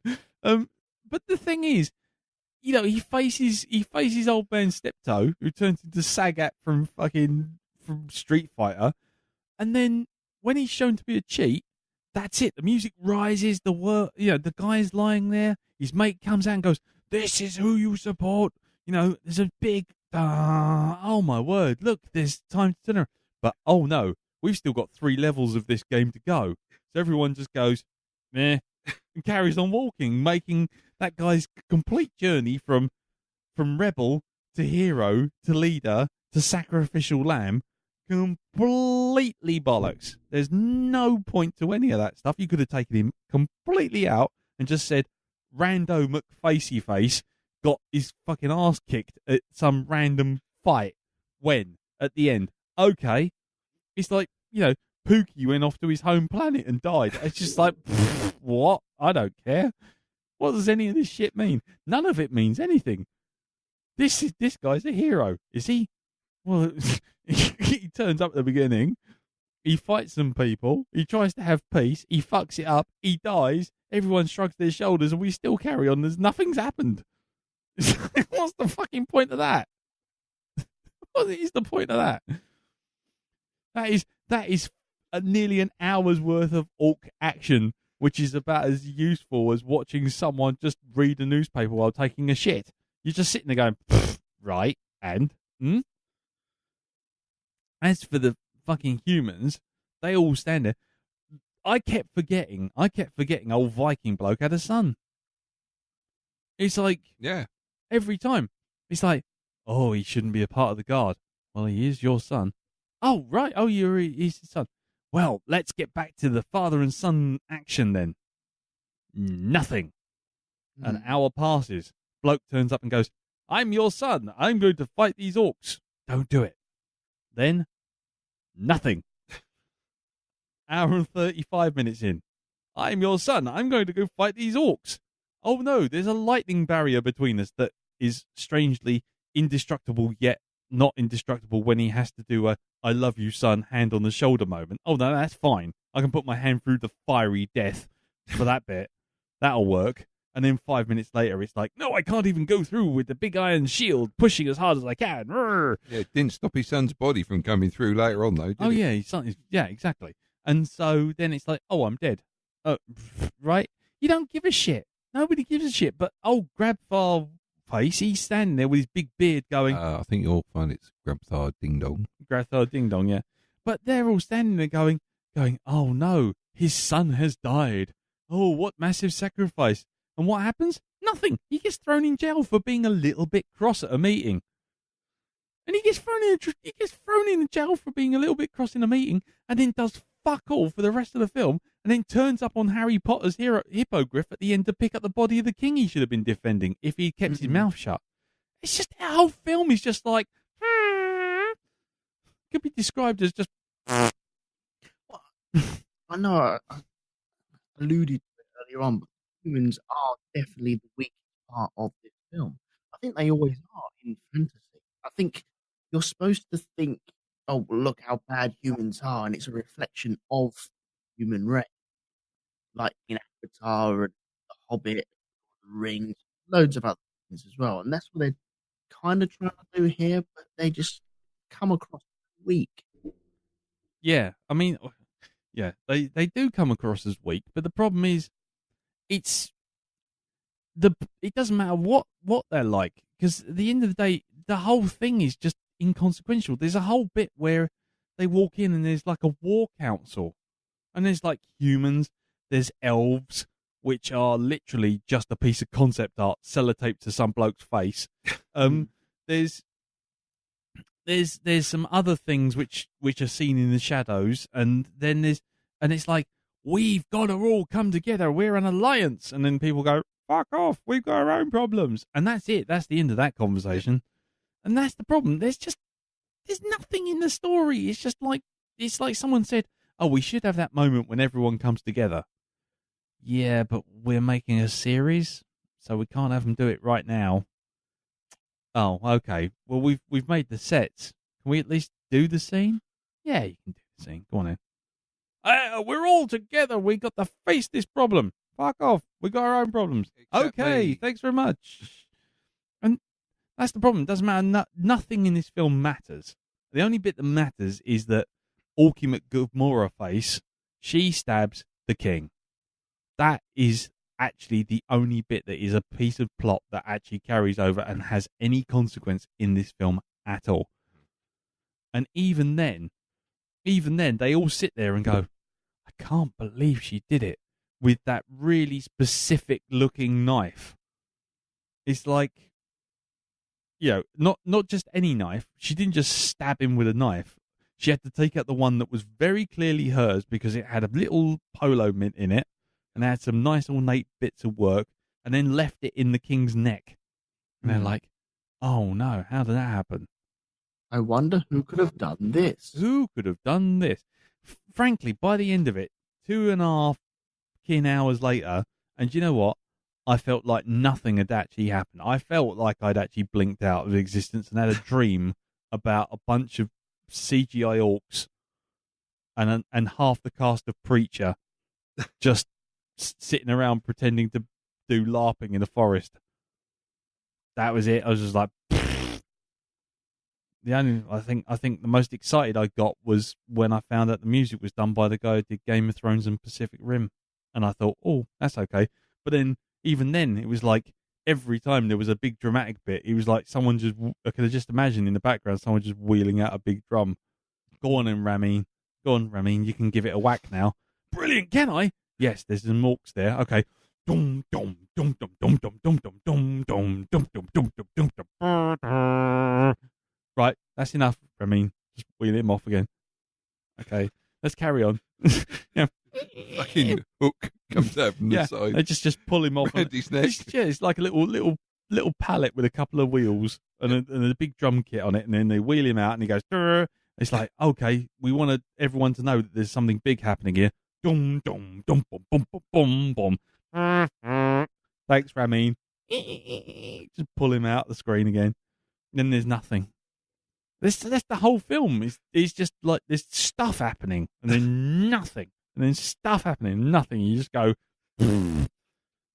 It's just like standing at a bus stop and then every now and again turning around to notice that someone's picking their nose. Oh, something's happened. Okay, he's just picking his nose. Okay. That's the whole film. It's just fucking boring. Should be called Warcraft. You know the actual game itself? Yeah. Yeah. Is this where the Leroy Jenkins thing comes from? That's World of Warcraft. Yeah. But yes. So, okay, so what's the difference? One's an online game that's sort of seen like in a third person, a bit like your Tomb Raiders and your Mass Effects and all that kind of thing, and it's always online.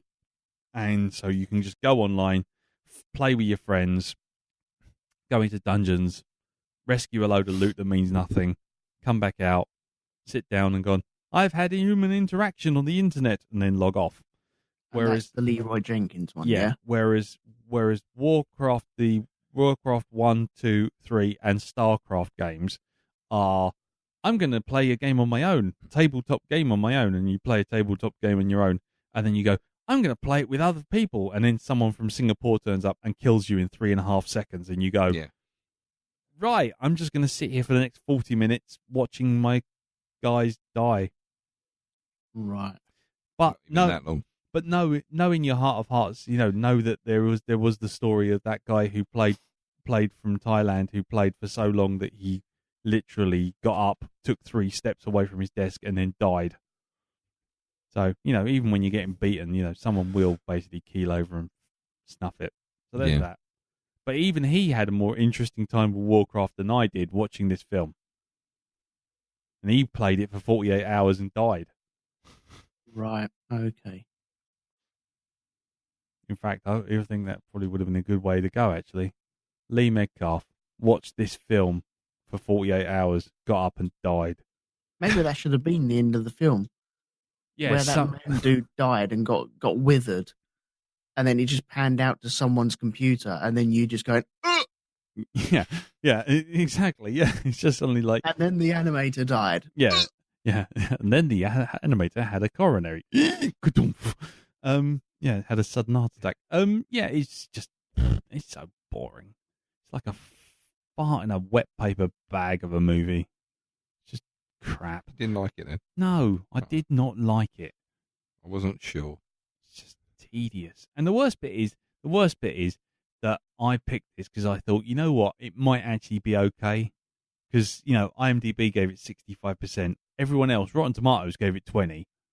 And I thought, well, if there's that much difference, maybe coming back to it a second time might be all right. Nah. It's like the 2 hours of the trombone going, wah, wah, wah, wah. Anyway, there was some feedback on the Facebook group. He says, trying to fill in some time. But, and it's, where are we? I think it was, Ollie Peters just put a gif up of someone just slamming the door in my face.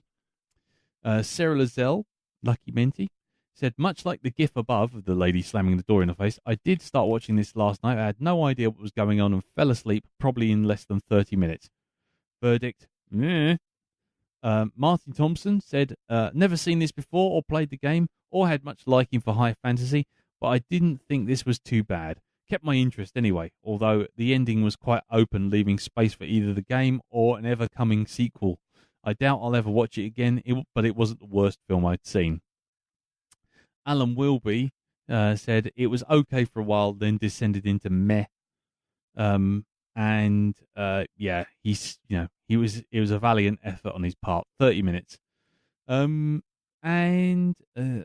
think Robert Taylor said that he'd seen it as well. I can't remember. He put it on my status, I think.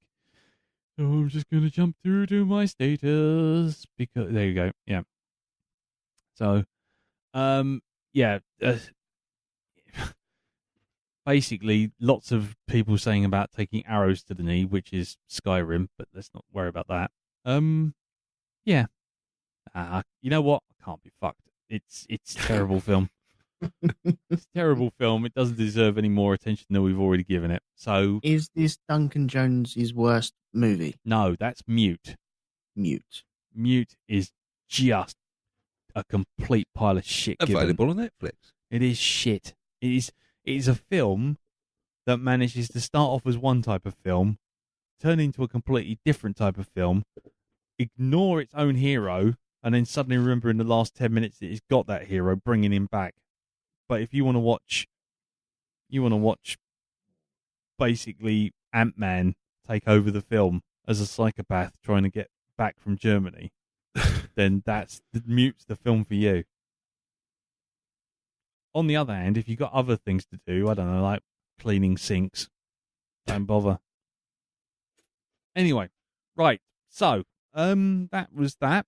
Thank you everyone for getting this far into my multiple rants. And it just leaves us to tell you what's next week's film. The film that, if you're in the UK, will be on Channel 4 at exactly the same time as The Shindig. Yeah. So there you go. Film 4 or Channel 4. Look it up in the listings. It'll be on Saturday the 22nd if anyone wants to watch it and put some feedback in. It is a film by Alex Proyas, who you may remember directed The Crow.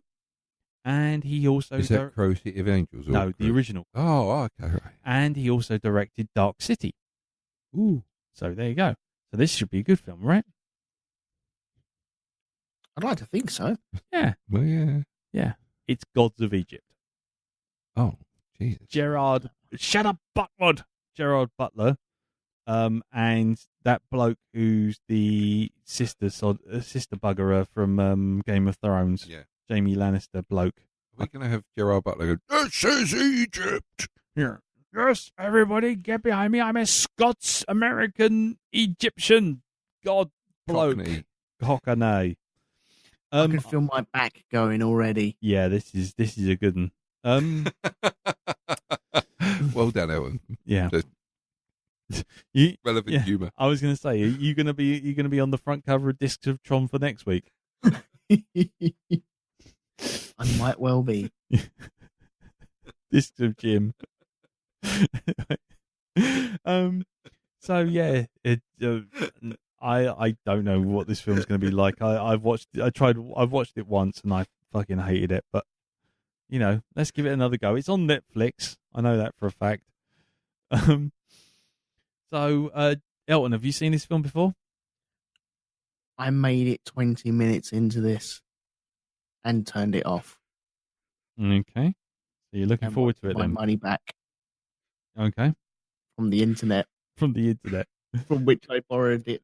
Okay. Well, it's on Netflix now. And we might have a decent excuse for it at Shindig and we miss it. Oh, that's true, yeah. Oh, what a shame. What a shame. Okay. Darren, have you seen this before? No. Oh, those are always the good ones. When Darren hasn't... Your face, you're going first. Yeah, you'll go first. Jesus. And presumably Jim will keep applying pins to his spinal column until the point where we get past this film. Yeah, I won't ask him. Ree, have you seen this film? Have you seen Gods of Egypt? You don't want to? You've seen clips of it. You're going to see the whole thing. Yes, you are. Yes, you are. Yes, you are. Because I've heard many a time in the car going home how you make him watch really bad shark films. What? Yeah, she does. Yeah, she does. And you know, Sharknado 72 or whatever it is. Yeah. So, you know, and snow sharks lined up, I hear. What? You haven't got snow shark? No, I haven't got snow shark. Oh, I've got shark in a pud lever or whatever the hell it's called. Yeah. Ghost shark, that one. Ghost shark. Yes, ghost shark and snow shark. You got both of those to go. That's an eco-friendly one about sharks that go through snow. Really? I wouldn't have guessed. Yeah. That's ghost shark I'm talking about. Right. Anyway, I've back to Gods of Egypt. I've seen it once and I didn't like it. Don't ask me why I've chosen it. I think it's because we did too many good films, so we're paying it back, paying it forward. So every yin, there is a yang. Exactly, balance in all things. And do a snap. Should have gone for my head. Snap. Anyway. Right, so if you watch this, then do put some feedback down on the banner that's on the Facebook group, or it will be very shortly, which is facebook.com/groups/the Black Dog Podcast. Remember, if you're coming to the Shindig from about 5 o'clock onwards, the Nelly Dean Pub on Saturday the 22nd, Dean Street in Soho, would be great to see you there. There's pies and booze. And us. Well, Jim's not there, so there's no Jim and there's no Mr. Owl and there's no Teresa. So nope. But the rest of us here, so 1/3 off. And we'll see. Actually, 1/4. 1/4. 1/4 portion. Okay, I've never been good at maths. Anyway, so yes, so we'll see you there, or we'll see you here next week. Until then, thank you very much, Darren. Thank you very much, Elton. Thank you very much. Thank you very much, Ray. Now go on, you can say goodbye. Go on. Say goodbye to the ladies and gentlemen. Go on, you can do it. Go on, you can do it. There's a microphone. Come on, it's the last 2 minutes. Northern Ireland, goddammit. Bye-bye, everyone. There you go. There you go. We did it. We did it. God, I never thought she'd shut up during that. Jesus. Did you find it hard to get a word in edgeways? I Fucking bloody doesn't well shut did. up. Not a word. Do you know what? I don't know. She must I'm not asking her back on again, man. No, Fucking not a no. word edgeways. How could she talk for so long without taking a breath? And while having a drink as well. Yeah, it's amazing. It's like, Yeah. got the gear. I'm not going back in the case. You got them back in the case. Right. Anyway, so with that, let's all wrap this up. Thank you very much for listening. We'll see you at the shindig, or we won't. It doesn't really matter. Please come. I don't have many. It could be me, you, and Elton sat in a pub just by ourselves. A single pie, cold, a tepid pie with some crusty mash on a plate. Yeah, right there. Yeah, humming, and all sitting around one speaker on our phone. Yes, with a bit of music. Indeed. There you go. So until then, on that happy day. See you all soon. Catch us on Twitter and Facebook and all those other places. Elton, do you want to just promote some Rogue to Media stuff? Yeah, okay. Well, the latest episode of Shonky Lab is asking, where were you? And you can catch all that over at shonkylab.com and rogue2media.com and all the normal places that you can pick up podcasts. Where was I what? Where were you? I'm right when here. this robbery was taking place. Yeah. Where were you? Where on the doll were you? Keep 'em peeled. Keep 'em peeled. Sean Sean Taylor. Taylor. Anyway, okay, right, fine. Cool. In which case, that's it, really, because there's no gym to promote. But do go over to Hypnagoria and look up his stuff. Hypnagoria.libsyn.com and on his Patreon and on Facebook, which is also Hypnagoria. In fact, if you just Google Hypnagoria, you almost 100% guaranteed to find Jim. And also how to fake back injuries to avoid Warcraft reviews. Anyway, right. So until next time, thanks very much for listening, and we'll see you all next time. Till then, take care. Tatty bye. Bye bye. Ta-da. Go on. Yay!